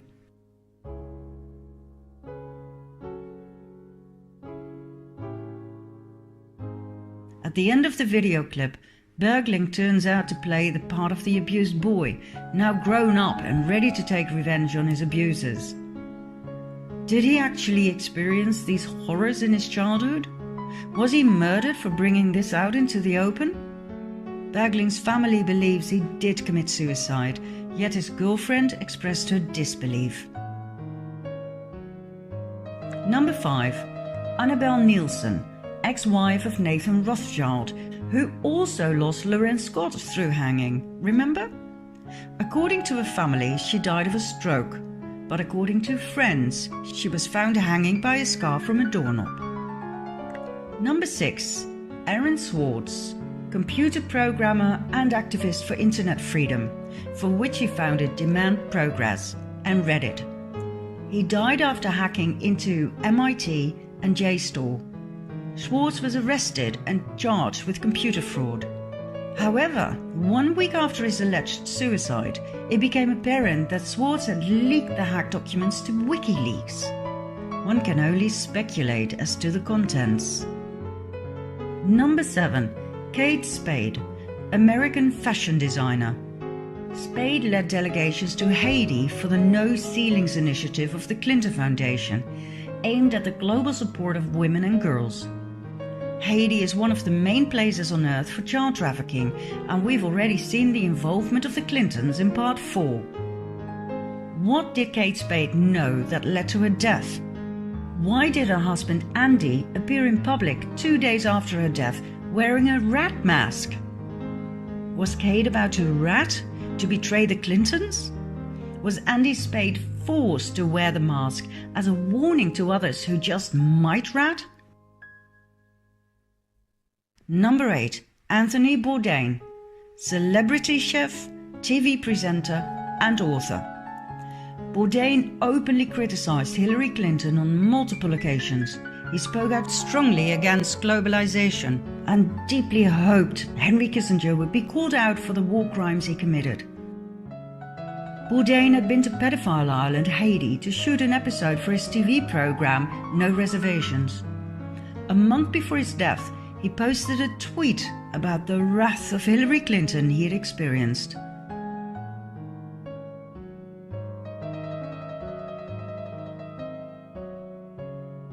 Followed by this one, even more outcalling.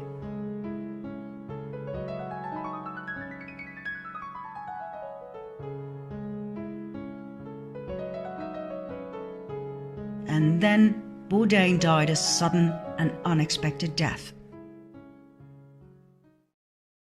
So, what are we dealing with here? The world has obviously gone mad. We've already seen the normalization of pedophilia. Now the elite takes it a level higher, worshipping the devil and normalizing cannibalism. You don't believe me? Watch this.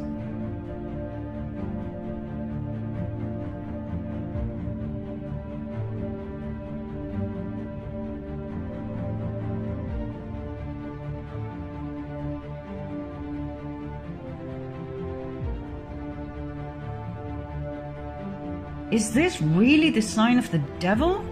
Oh yes. Meet Anton LaVey, founder of the Church of Satan, giving the exact same sign.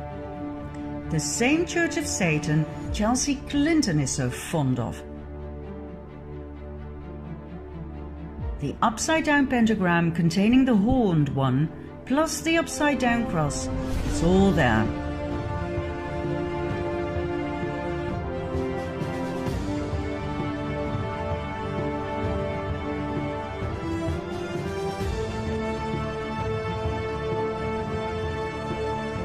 So, we have Satan,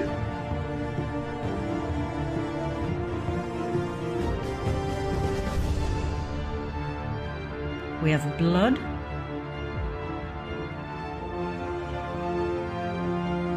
we have body parts,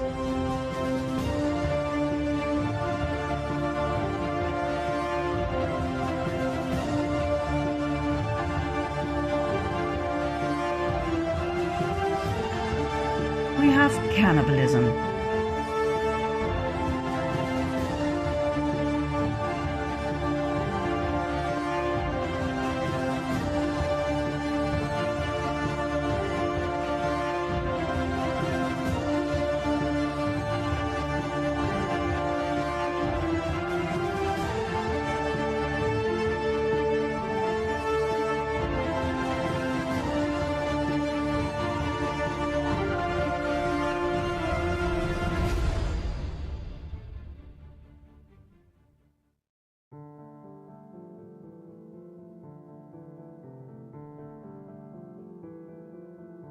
Statues of Moloch, an expression of the devil, are now watching over several American cities.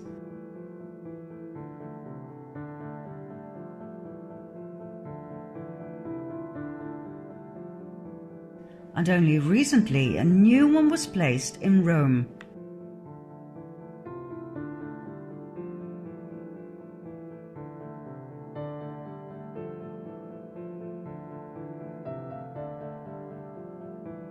Let's go back to the Dutch royal family and see how far this insanity goes. You've already met King Willem-Alexander and his beautiful Argentinian wife Maxima. They both have very interesting fathers. Maxima's father, Jorge Zorrigueta, was Minister of Agriculture in the regime of General Jorge Videla, a military dictator who ruled Argentina from 1976 till 1981 and who was responsible for the kidnapping, torture and murder of an estimated 30,000 people. As part of the Videla government, Zorrigueta must have known about the atrocities, but he claimed not to have been aware of the so-called Dirty War. In 2006, Zorrigueta was discredited once again during a lawsuit against the top of the Banco República for money laundering the profits of drugs and weapons trade. Zorrigueta was on the board of directors between 86 and 96, the time of major deals between the bank and drug cartels. But once again, he came out clean due to bribery and corruption. His daughter Maxima didn't meet Willem-Alexander until 1999 in Spain. At least that is the official narrative, which is weird as the Dutch royal family had known the Zorriguetas for generations. Why did they lie about that? Prince Bernhard, Willem-Alexander's grandfather, frequented Argentina and the Zorriguetas even before World War II. Both families had a holiday mansion in Bariloche, a ski area with mostly German visitors and inhabitants. As a matter of fact, Bariloche was a Nazi den where many SSers and Nazi scientists went during Operation Paperclip.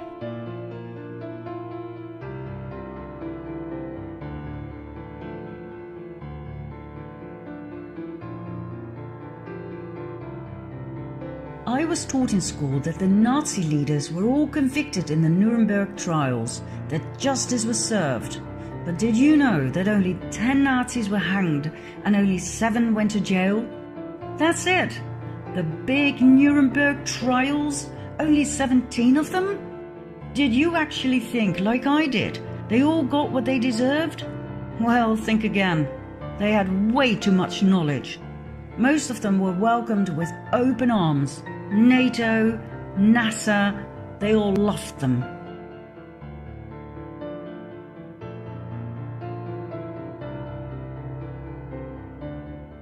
Many SSers, scientists and engineers did not go to the US but to South America instead, especially after their retirement.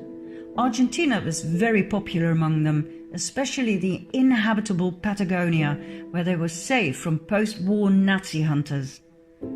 Bariloche was such a place. Big Nazi names such as Erich Priebke, responsible for and actively participating in the killing of 335 Italian men and boys in 1944. Reinhard Kops, SS officer who helped many Nazis escape to Argentina after the war. Josef Mengele, the Angel of Death from Death Camp Auschwitz, where he performed horrific experiments on children. And Adolf Eichmann, one of the major organizers of the Holocaust, all lived in Bariloche, later the favorite ski location of the Dutch royal family and the Zorriguetas. Both King Willem-Alexander's father and his grandfather were German. Both were part of the Nazi movement. Klaus von Amsberg, Willem-Alexander's father, was a member of the Hitler Youth. His parents were active participants in Hitler's NSDAP. When journalist Wim Klinkenberg wrote an article about Prince Klaus's Nazi past in Panorama magazine of December 1965, Dutch Prime Minister Kals personally interfered. He was stipped about the contents of the article, in which clear evidence was presented that completely contradicted the official story about our prince's past. Kals ordered all 420,000 magazines that had only just been printed to be destroyed. Incriminating evidence, documents, letters, etc. against the Dutch royal family were stolen from journalist Klinkenberg's home. The people of the Netherlands were not to find out about the dark side of the royal family. King Willem-Alexander's grandfather, Bernhard von Lippe-Biesterfeld, was member of Hitler's NSDAP, the SA, and the SS, where he served Himmler's elite cavalry, the Equestrian SS. During the Nuremberg trials, the Equestrian SS was the only division that was not prosecuted, so that Bernhard von Lippe-Biesterfeld, by that time married to the Dutch Queen Juliana van Oranje-Nassau, would remain safe from prosecution and from scrutiny. Do you realize how much power the Dutch royal family must have had to accomplish this? I wonder how many Dutch people know about this. I was taught in school that Bernhard was a war hero, that he served the British Secret Service, that he even wanted all 200 Dutch SSers executed at the end of the war. So many lies. At his wedding with Queen Juliana, the orchestra was asked to play the Nazi song of the NSDAP. The director of the orchestra, Peter van Anrooy, refused, as did some of the musicians. But Bernhard made it happen. The song was played, many guests offered a Nazi salute, and the musicians who had been willing to play the song were later rewarded with a medal. During the war, Royal Shell gave millions of tons of crude oil to Hitler for free, a deal set up by Prince Bernhard. The crude oil was used for the Nazi tanks to invade and conquer the Netherlands. The people of the Netherlands were handed over to the Nazis by their royal family. Most Dutch people are completely unaware of this, even though these facts are quite easy to find when you start searching for the truth. We've just never been told. Bernhard was corrupt to the core. He accepted a major bribe, $1.1 million, from Lockheed in 1976. He was scrutinized for being president of the Worldwide Fund for Nature and the Prince Bernhard Nature Fund, while being a passionate hunter and killer. More about Bernhard's hunting parties in a bit. Bernhard was a notorious womanizer. The maids of the royal palaces were terrified of him and knew very well they had to keep their doors locked at night. He had several illegitimate children, two of whom he officially acknowledged, Alexia and Alicia. Juicy little detail is that Alicia's mother was the daughter of Nazi test pilot Hannah Reich and Werner von Braun. That's right, the Nazi rocket scientist who was welcomed by the US in 1945 during Operation Paperclip to continue his work for NASA. Werner von Braun and Bernhard both had served in Himmler's cavalry, the Equestrian SS. They went way back. In 1952, Bernhard visited his old buddy Werner and took advantage of his daughter and left her pregnant. After that, he was no longer on speaking terms with the mother of his illegitimate child, as he put it himself. Bernhard was a much more powerful SSer than most people realize. Before, during and after World War II, he cherished and maintained his contact and friendships with other SS officers, both in Argentina, where he went on so-called trade missions for the Netherlands, and in Germany, which has always been denied by the royal family and the Dutch Central Intelligence Agency.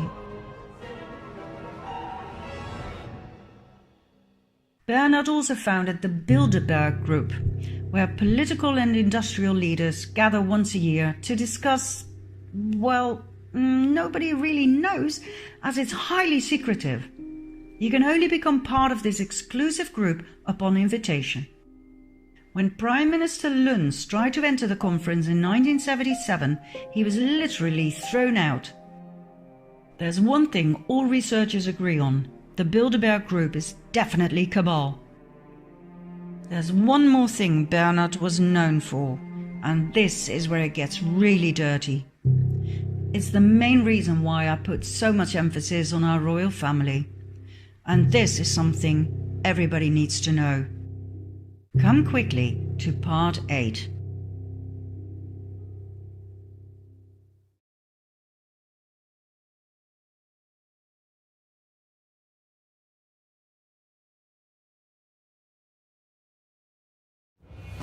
The more I studied the hidden side of the European royal families, the further I fell down the rabbit hole, until I stumbled upon something extremely dark.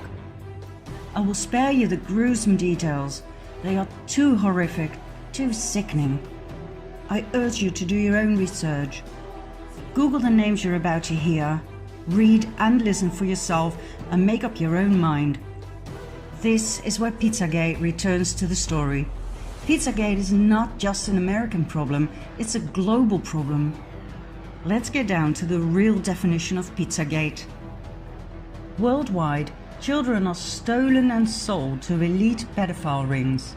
They are tortured, raped and murdered as part of satanic ritual ceremonies. The murderers then drink the children's blood and they eat their flesh. The blood of children who were severely traumatized before they died contains adrenochrome, a natural drug produced by the pineal gland in the brain. Adrenochrome is the highest valued drug in the world. The god these people serve is Satan. It's not a god of love and mercy. Whether or not you believe in the existence of Satan is not relevant. They do. And according to each and every eyewitness who has the guts to step forward, Pizzagate is real. Remember Mel Gibson's statements? He was ousted for not wanting to participate. He witnessed it though, and he is one of the very few who dares to speak about it. Personally, I think it's a miracle that he's still alive. Adrenochrome is real. It is the ultimate drug. This is what you look like when you take it, and this is when you no longer have access to it, thanks to President Trump. There was not as much time between these photos as you may think.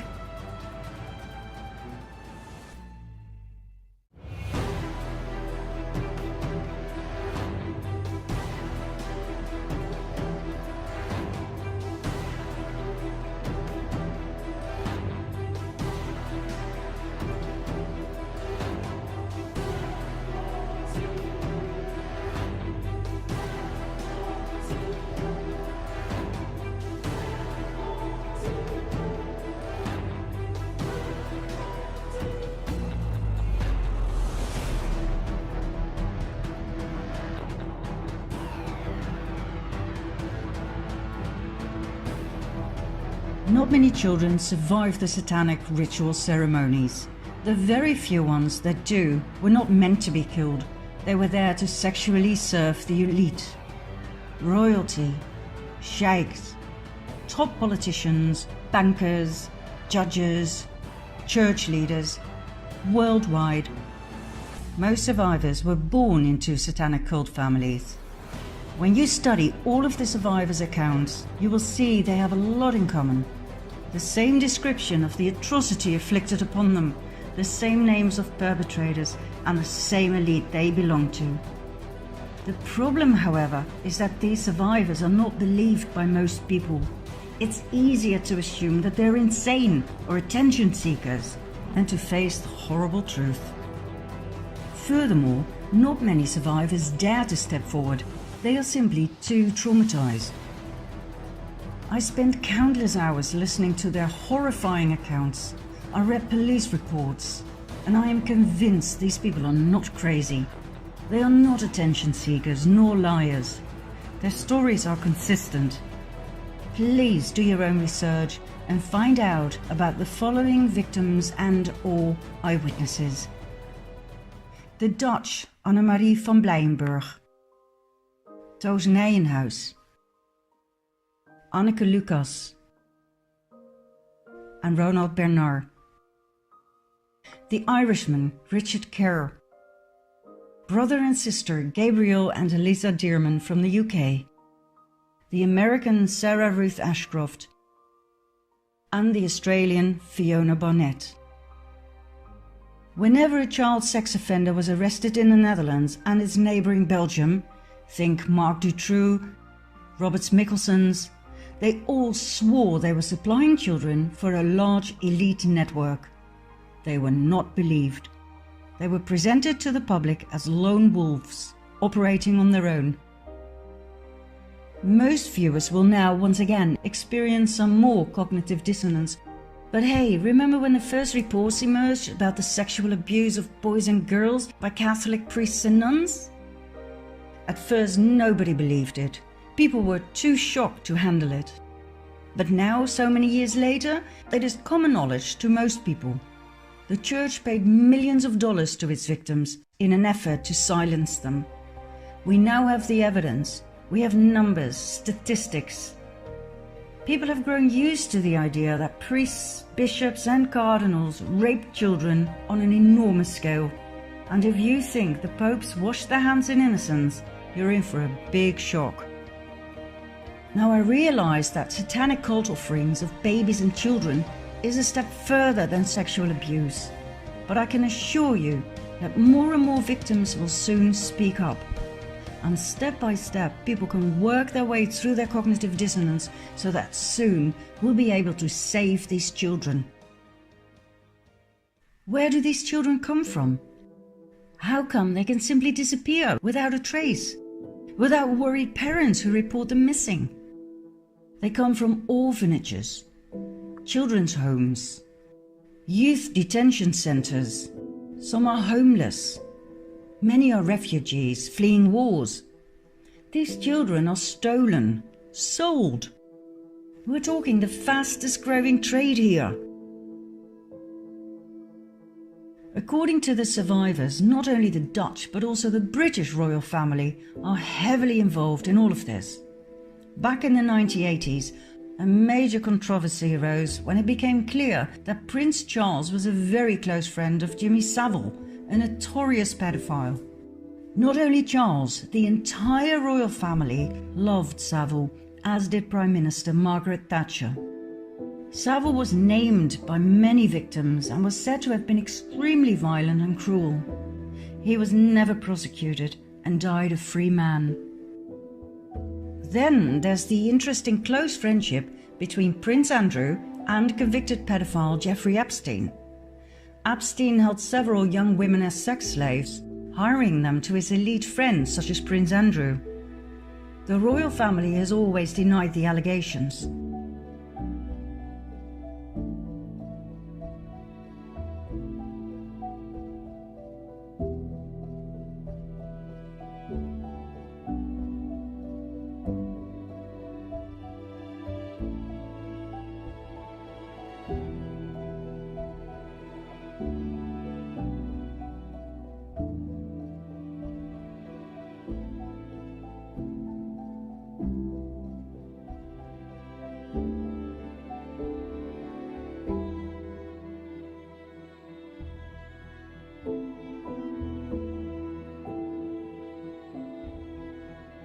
And there's more.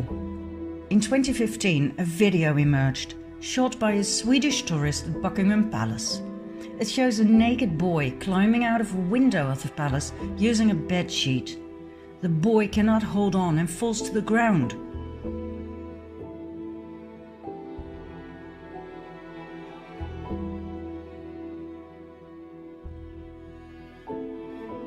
The mainstream media tried their utmost best to debunk the video.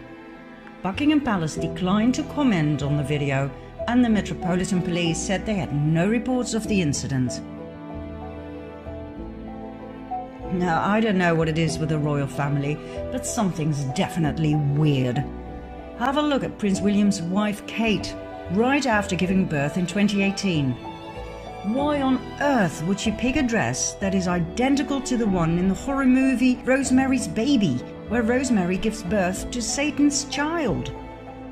What kind of an insane coincidence is that? According to the satanic ritual abuse survivors, the popes too were and are heavily involved. Pope Francis, Pope Benedict. Like I said, they do not wash their hands in innocence. On the contrary.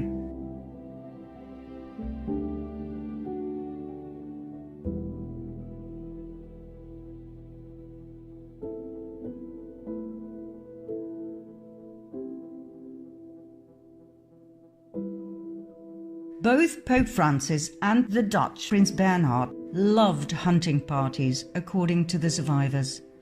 Once again, I will do you the great favor of sparing you the disgusting details, but it boils down to this. The hunting parties took place in secret in forests most of which belong to royal estates in several European countries. The participants, all part of the before-mentioned elite satanic pedophile cult, would hunt down children, rape them, murder them, and cut off their genitals as a trophy. In February 2013, former Pope Benedict Joseph Ratzinger was prosecuted and sentenced by default for crimes against humanity by the International Tribunal into Crimes of Church and State. Ratzinger's crimes included child trafficking and protecting priests who had raped children. Is this why he stepped down, even though being a pope is a nomination for life? Interesting little detail is that lightning struck St. Peter's twice, only moments after his resignation. The same verdict followed for Pope Francis. One accusation was added: complicity in murder in Argentina. Others who were also prosecuted and sentenced for crimes against humanity were the British Queen Elizabeth Windsor and her husband Prince Philip, former Canadian Prime Minister Harper, and 27 other dignitaries. Whether or not this will lead to arrests, time will tell. For now, both the Pope and the royal family enjoy immunity. The International Tribunal into Crimes of Church and State extensively investigated the case of the rape, torture and murder of 50,000 native children in Canada. The United Church of Canada, the Anglican Church and the British royal family played a major role in this case, as did the Dutch royal family, who fled to Canada to be safe from World War II. As far back as 1942, an investigative journalist of the Canada Gazette thoroughly studied the case and came to the shocking conclusion that 50,000 native children had disappeared from 80 Canadian Indian residential schools, and that 31 mass grave sites have been found inside the school grounds containing the remains of children.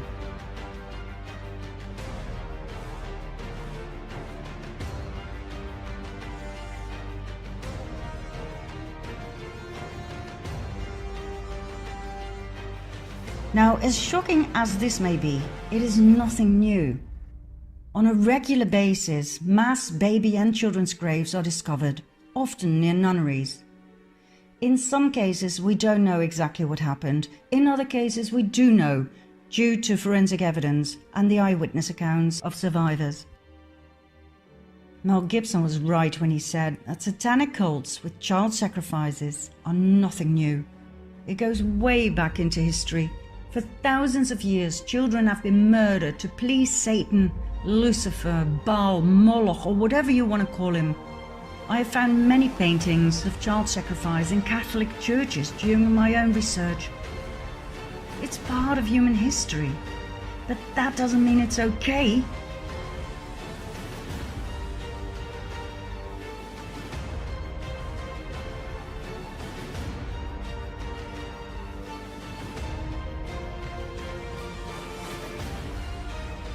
We all know about the Aztecs and the human sacrifices, and we can deal with that, for it's old. But until recently, I was not aware of any of this. I'd never heard about Pizzagate and satanic Luciferian cults with child sacrifice. I thought it belonged to the past, to the Dark Ages. Well, I guess we're still living in the Dark Ages. All of the satanic cults are connected, worldwide. People at the highest level are only at the highest level because they participate. And once you're in for life, through blackmail with pictures and video footage taken in secret. And some don't even need blackmail, they simply thrive on the pain and suffering of others. Some names have been named, others will follow soon. The people will be shocked to the core when this comes out. Let me give you one piece of advice. When the video of Hillary Clinton and her right hand, Huma Abedin, raping, torturing, mutilating and killing a little girl comes out in the open, do not watch it. You will not sleep again.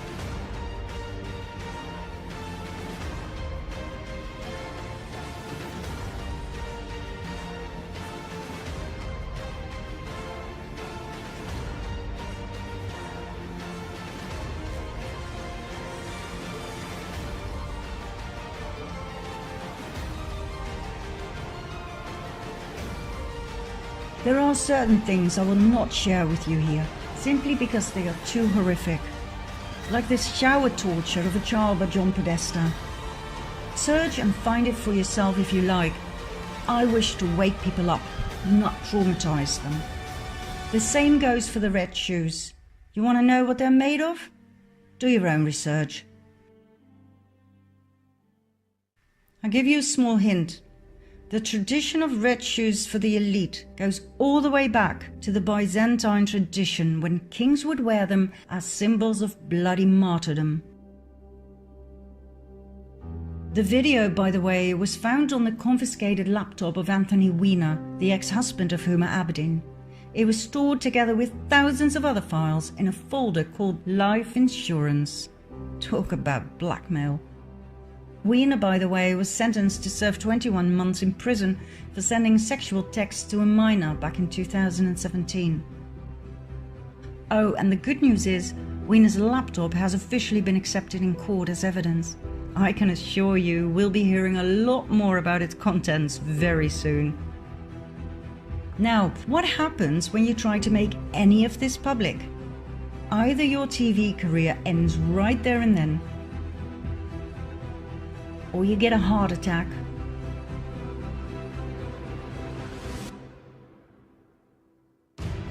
or your plane crashes,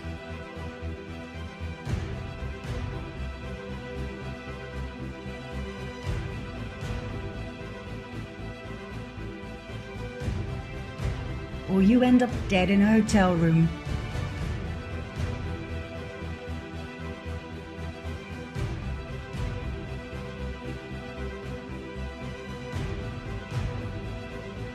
Or you are found with a bullet in your back, or you commit suicide.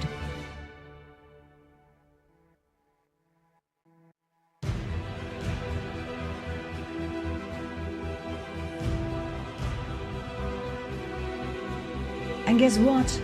I haven't even shown you the real top of the pyramid of power yet, just the visible top. Did you think the Rothschilds, the Rockefellers, George Soros, the government leaders, even the royal families, did you think they are the top of the 1%? They are not. There is a very dark order above them all, making puppets of everybody else, even of kings and queens. Ever heard of the Jesuit order? Did you know that there are 3 popes instead of 1? Ever heard of Agenda 21? Of its sequel, the depopulation program? This is so big, it does not fit in this first documentary. It will form a film of its own, which I promise to present in a very near future. What I wish to give you now is hope.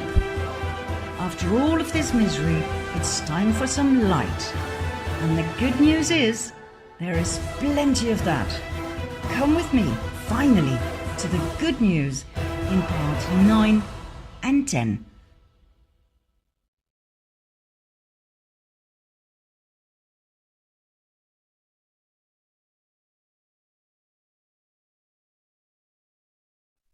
When Q arose on October 28, 2017, little did we know that a new era had started. Something big, something massive started unfolding before our very eyes, but most people remained completely in the dark. Through the Q drops, hints, clues and questions were planted like seeds, waiting for humanity to be picked up, researched and unraveled. Bit by bit, we, the people, woke up. Using other means than the mainstream media, the QAnons started communicating with each other through Facebook, Twitter and other social media. The same social media that was set up by the cabal to monitor the people 24/7 were now used to find each other and to spread news and findings. There was no stopping us anymore. People in France went out into the streets in yellow vests, showing President Macron that they no longer complied. What started off with small groups evolved into mass protests. For over a year now, tens of thousands of people have been gathering every Saturday. Not just in France, but in Spain, Germany, the Netherlands, Sweden, Bulgaria, Turkey, Poland, Hungary, Taiwan, Australia, Iraq, Israel. The mainstream media tried to make people believe it was just a fading phenomenon, but the people saw through their lies. George Soros then intervened in his own special way. He paid his people to mingle with the yellow vests and start riots. The ever-successful way to discredit a group of protesters with peaceful intentions made them look like vandals and aggressors. Soros's rats attacked the police, but this strategy didn't work either. His rats were not very smart. They forgot to put on yellow vests, and in the heat of the fight they shouted, "Paris, Paris, Antifa!" Then they forgot who they were supposed to attack, so they went for the yellow vests as well. Macron got scared. He told the French police to strike down the protests with all means necessary. But the police officers took off their helmets in solidarity with the yellow vests. What else could the cabal do? Use extreme violence. Army forces were deployed. Snipers were put on rooftops to shoot at the yellow vests if necessary. Thousands of people got injured. People died.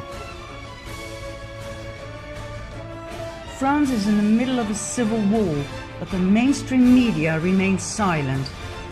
23 yellow vests have died for believing in a better world.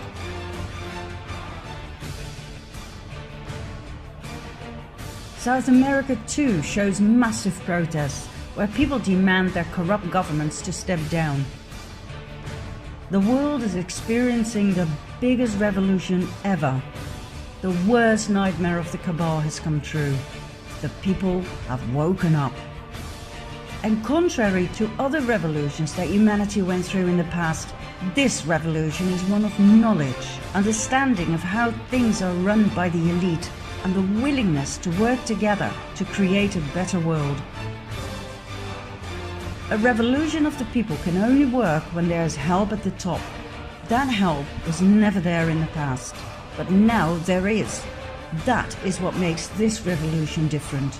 We have an ally at the top, an ally that we refer to as Q. Q is a group of people, not an individual. The intel Q provides is top level. I believe Q comprises of Donald J. Trump and some of his most loyal army generals. Without the help of the army top, the plan that is unfolding would never stand a chance. But there's more to Q than meets the eye. I am convinced there are some secret components that will be revealed soon.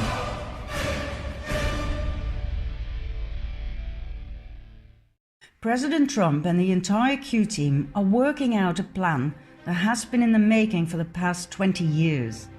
A plan so all-encompassing, it took this long to calculate every step, every move to perfection. Every possible outcome of each and every step was thoroughly mapped out, leading to the next optimal move.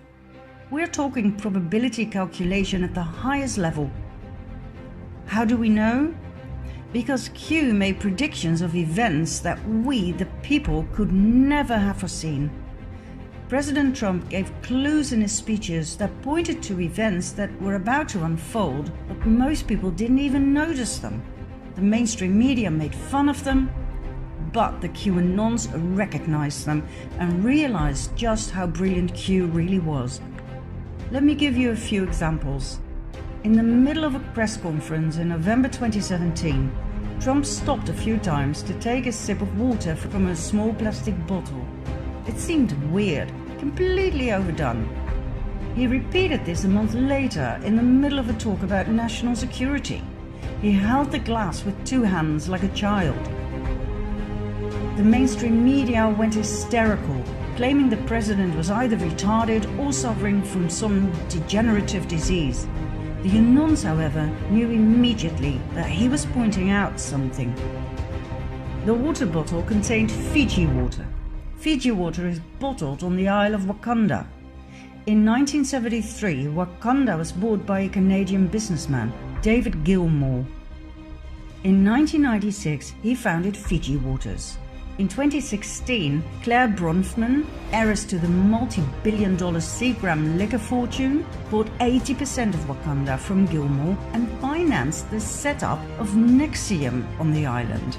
Exactly, the sex cult run by Keith Raniere, who branded his initial into the women that he kept on the island as sex slaves, who were lured in by sweet-faced Alison Mack, the Smallville actress. The ball started rolling, arrests were made, and in April 2019, Raniere was found guilty on all charges, including racketeering and sex trafficking. Some of his victims were minors. Claire Bronfman and her sister Sarah pleaded guilty on all charges, as did Alison Mack. More incriminating things will come to the surface soon. Nexium donated a large amount of money to the Clinton Foundation. Claire Bronfman was CEO of a company called Bronfman Rothschild, as was Evelyn Rothschild and his wife Lynn. Remember them from the previous episodes? Isn't it fascinating how the same key players keep popping up? There's one more disturbing thing about this case, which involves the Dalai Lama. In May 2009, the Bronfman sisters organized an event with the Dalai Lama in Albany. There was a lot of criticism towards the Dalai Lama. How could he connect his good name with a sex cult? But he decided to go anyway. 10 days after the event, the Dalai Lama Trust was founded. According to its tax filings, the trust received $2.2 million in donations in its first year. Was the Dalai Lama bought to connect himself to Nexium? According to an inside Nexium member, this was indeed the case. The Dalai Lama's office and the Bronfman sisters denied the allegation. Now that this has come out into the open, it would be nice if the Dalai Lama would at least explain why he went along with the sex cult or apologize. But instead, he blames Trump on unethical behavior. Now, why was the Fiji case so important? Nexium will soon turn out to be just a small fish compared to what's coming. Think crimes against children, sex trafficking, and satanic child sacrifice. Think big names like the Clintons, the Obamas, and the Podestas. What Trump did was he started off with a case important enough to be presented to the people, but small enough not to completely shock them. He chose Nexium to let the public get used to the major offences that are about to be revealed. This is what we call red-pilling the people, a term coined in the movie The Matrix. Do you want the blue pill or the red pill? If you choose the red pill, you will be shown the truth, and there's no way back. Here's another example of Trump's brilliant strategy. In June 2017, Melania boarded the presidential plane on her way to visit a youth detention center with Mexican migrant children who had been separated from their parents. She wore a coat with the text, "I really don't care, do you?" It was a strange choice, for the coat wasn't fashionable at all, and the text was quite provocative, to say the least. Once again, the mainstream media went into a frenzy, but the QAnons knew the Trumps were giving yet another clue. The coat turned out to be a Zara product. An investigation made clear that Zara made use of slave labor. As a result, Armancio Ortega, founder and CEO of Zara, resigned 6 months after Melania's action. Yet another clue that was being given by Melania was the fact that these children were not separated from their parents, but saved from child traffickers.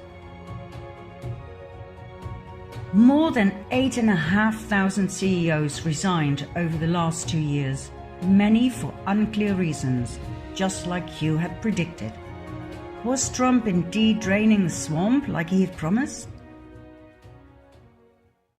One of Q's crumbs that was repeated several times was, "We have the server."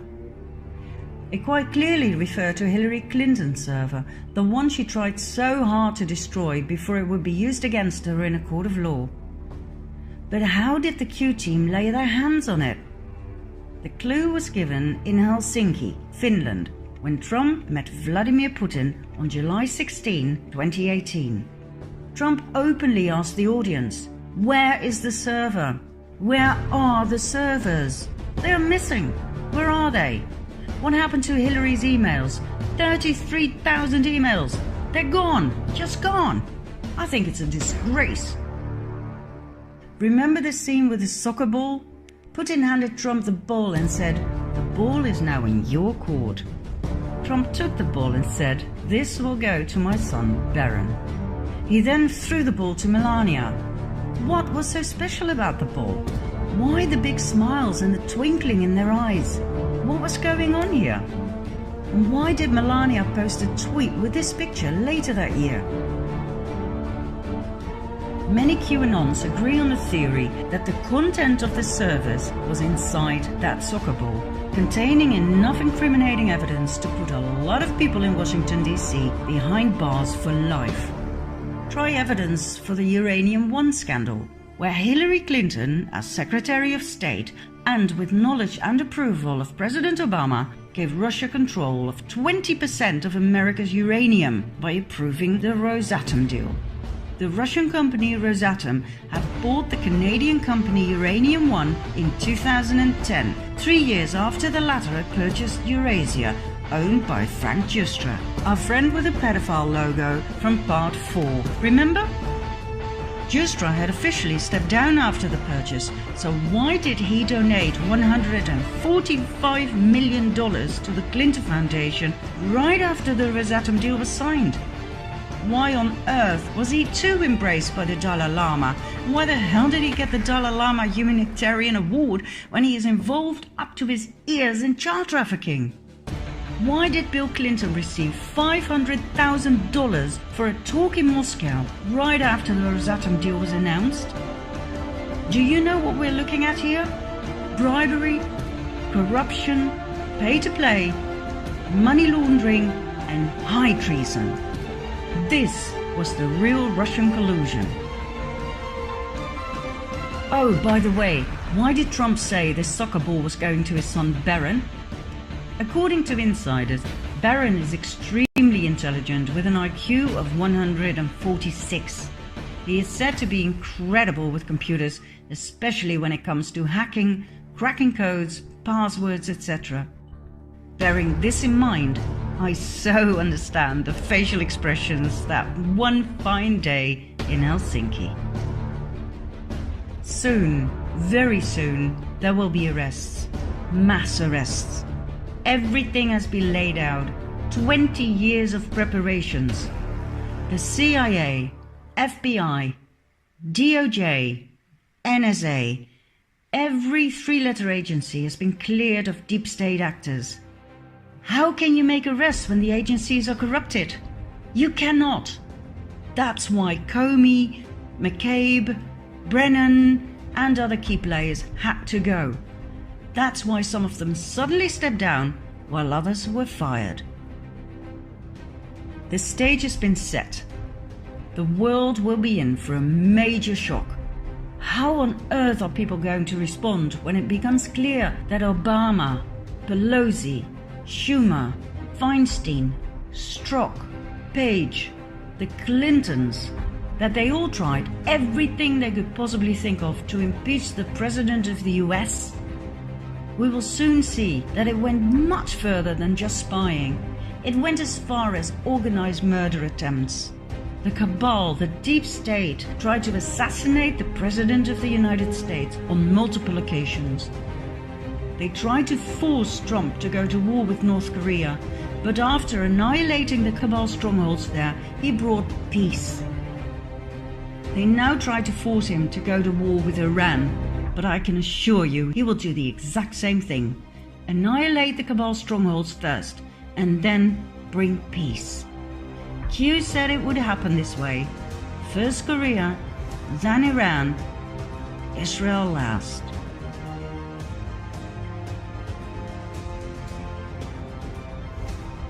Then there is Obama's high treason.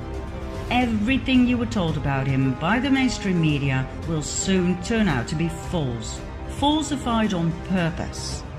Soon we will be presented with hard evidence concerning his birth certificate, his ties to the Muslim Brotherhood, the extremist party behind ISIS. Pictures such as these will start to surface.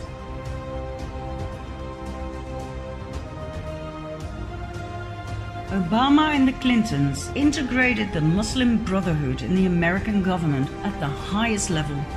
Remember Huma Abedin, Hillary's right hand? Her parents were directly connected to the Muslim Brotherhood, as is her brother. Where do you think that leaves her? Remember John McCain? What was he doing in Iraq with the ISIS top 4? Why did Trump say they caught the 5 most wanted ISIS leaders? Not 4, 5. Did you notice something weird about the flag on his coffin? It was wrinkled. Only traitors get wrinkled flags. It was a code. High treason, death penalty. Did you really believe he died of cancer? Do you still believe Osama bin Laden was the enemy? That he was responsible for 9/11? That he set up Al-Qaeda? He was a CIA agent before he became the enemy. His American name was Tim Osman. Osama Osman. Did you hear about Team 6, the Navy SEALs who killed him? They all died 3 months later when the helicopter crashed. No eyewitnesses who might once tell the tale of what really happened. We've been lied to on a scale we cannot fathom just yet. History books will have to be rewritten. America was sold to the highest bidder by Obama, the Clintons, and the Bushes. Do you realize the state of shock people are going to be in when the truth finally hits the surface? Do you understand why Guantanamo Bay has been fully upgraded and expanded? Do you have any idea how many sealed indictments there are waiting for the perfect moment to be unsealed so that arrests can be made? More than 100,000. Many will be prosecuted for treason, some for high treason. High treason means capital punishment, death penalty. There will be chaos and shock, but there will be guidance from totally unexpected mystery guests.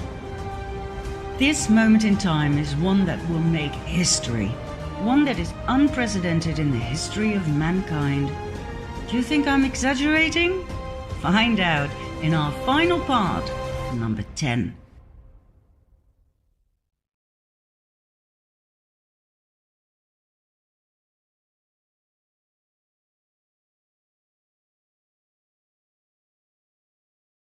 When everything we've seen in the previous episodes is presented to the public with undeniable evidence, people will be in shock. The normal way to deal with shocking information is to first deny it and ridicule the messenger, then get scared, angry or depressed, and finally accept it as the new paradigm. This will take some time. I believe we're going to need a spokesperson to convey to the world what happened. Somebody who will be believed by everybody, Democrats and Republicans alike. That person cannot be Donald Trump. He will be hated by the Democrats, no matter how much peace he brings upon them. If I were to choose, for the US at least, it would have to be JFK Jr., John as his father used to call him.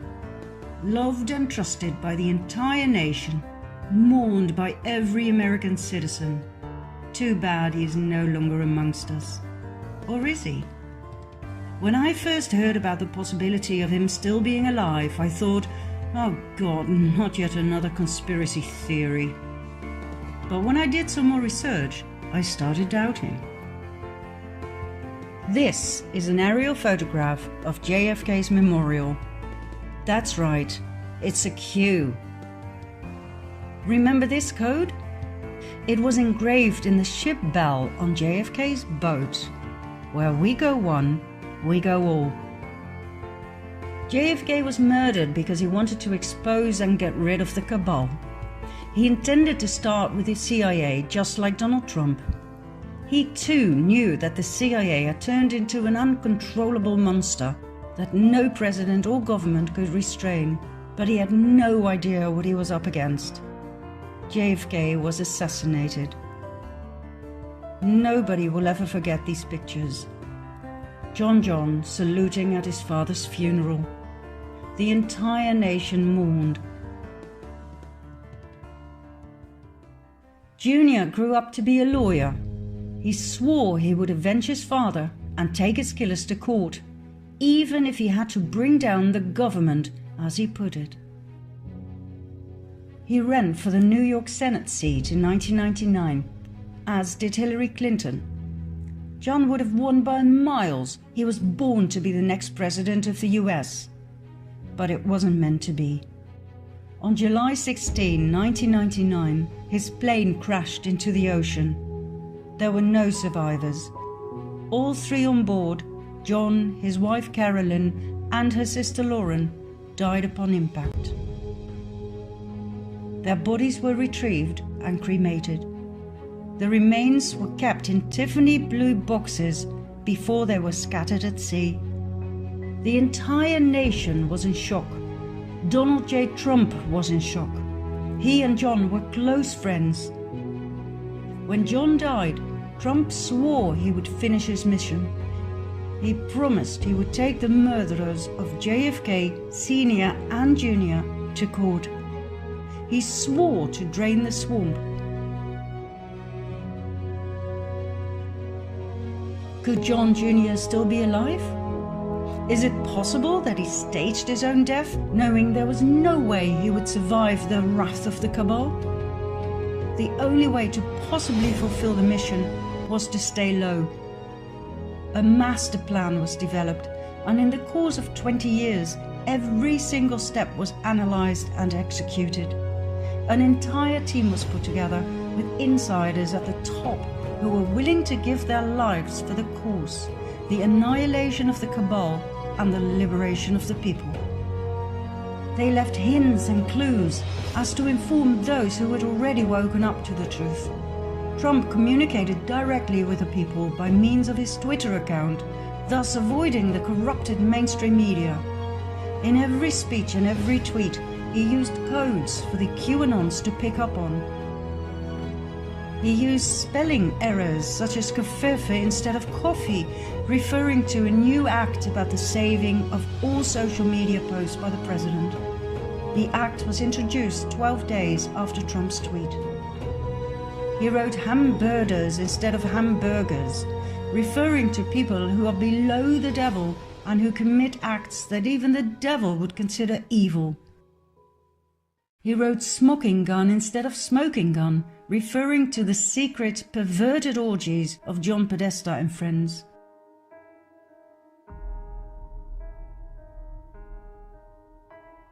Trump's clumsy behavior showed his victory over cabal key players. Every move, every so-called error, every little detail was important. Everything was a communication with the people. Remember when Donald and Melania Trump were welcomed by the Obamas at the White House on day one of Trump's presidency? Remember the gift Melania gave to Michelle, the Tiffany blue box? What does that remind you of? Remember the Tiffany blue coat Melania was wearing? So many references to JFK, Sr. and Jr.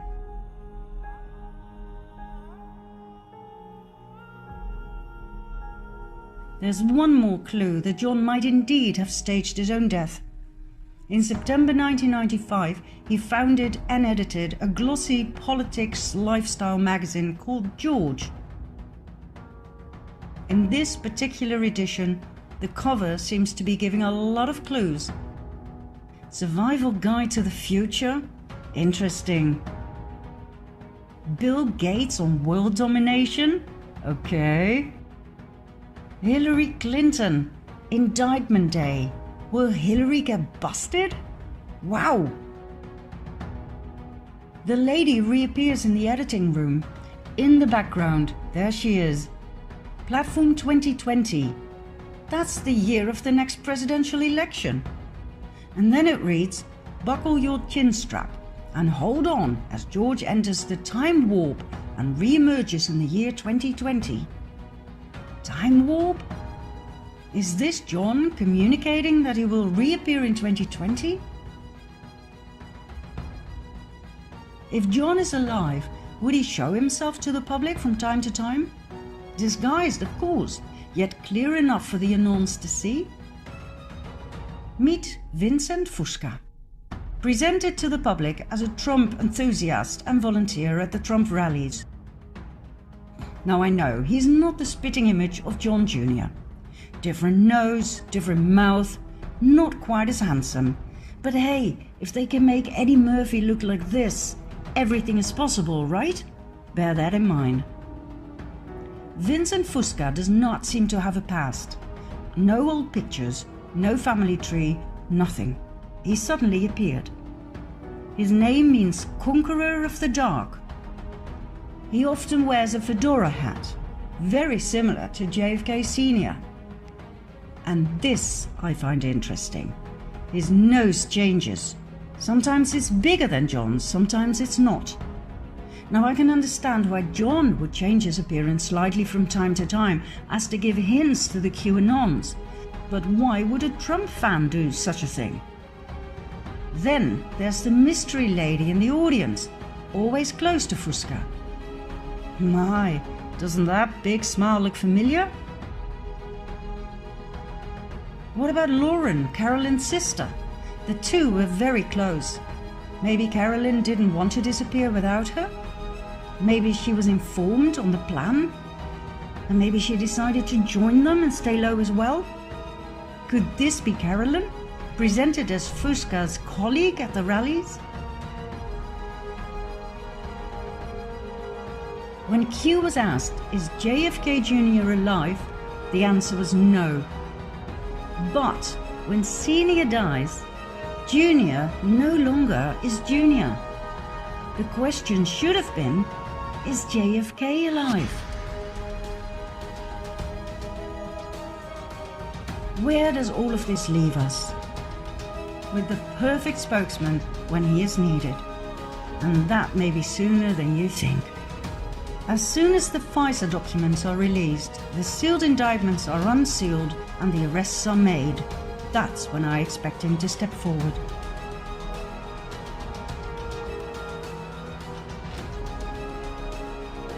The world is in the middle of the greatest transition ever.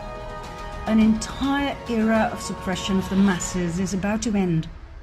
I doubt if we can fathom the vastness of what is about to be revealed, nor the impact it will have on the world. Think about it. World peace to start off with.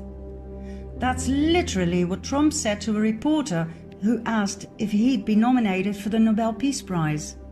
The prize will be world peace. Can you imagine a world without war? I don't think we can.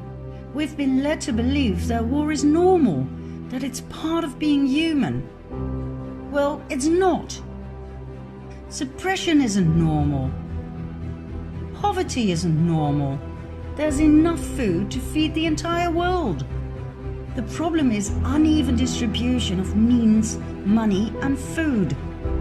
Taxes aren't normal, they're not even legal.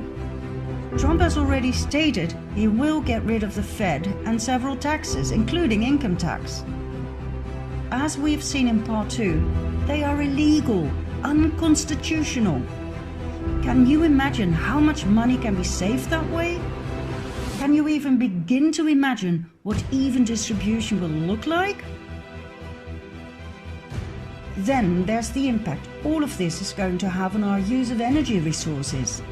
I'm sure you've heard of Nikola Tesla, the famous inventor of many beautiful things in the area of electricity, magnetism, and physics in general. An absolute brilliant mind who wanted to share his invention of free energy with the world. This was a thorn in the side of the cabal, who made billions of profit with oil, coal, and other fossil fuels.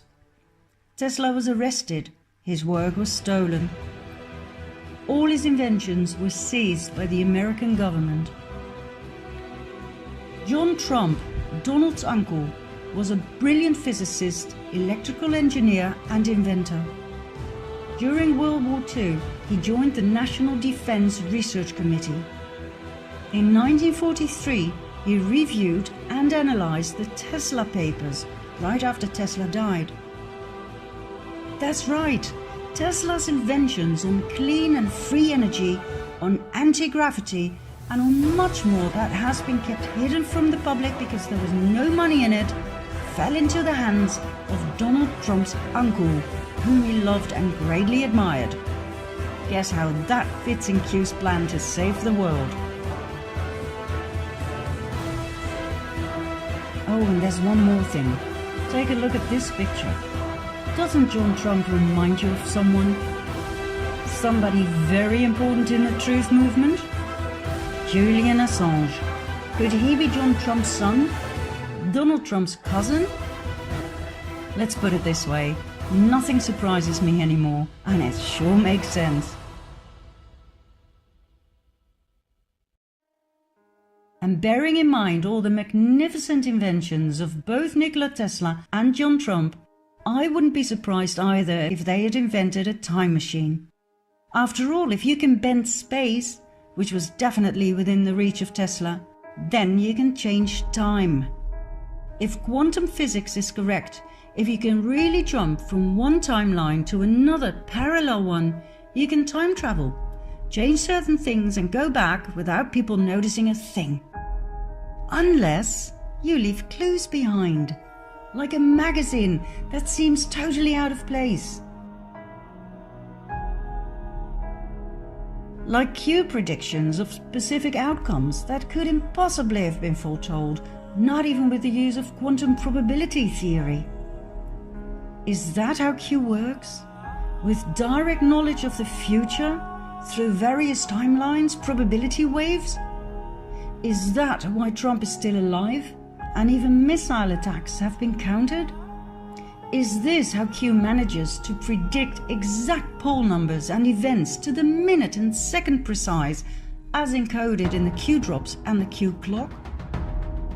Is this how the mysterious author Ingersoll Lockwood was able to write a book in 1889 and another one 4 years later about young Baron Trump and his adventures through a space-time portal guided by a man called Don, the master of all masters? All current topics are in the books. Dirty politics, an unexpected candidate, a man called Pence, Russia, even the exact location of the Trump Tower. 1889? The mysterious author also wrote a book about the last president. Furthermore, his name appears on a watch, the Ingersoll Trump Pocket Watch. The same sort of watch used by the White Rabbit in Alice of Wonderland, a tale often referred to by Q. Time travel?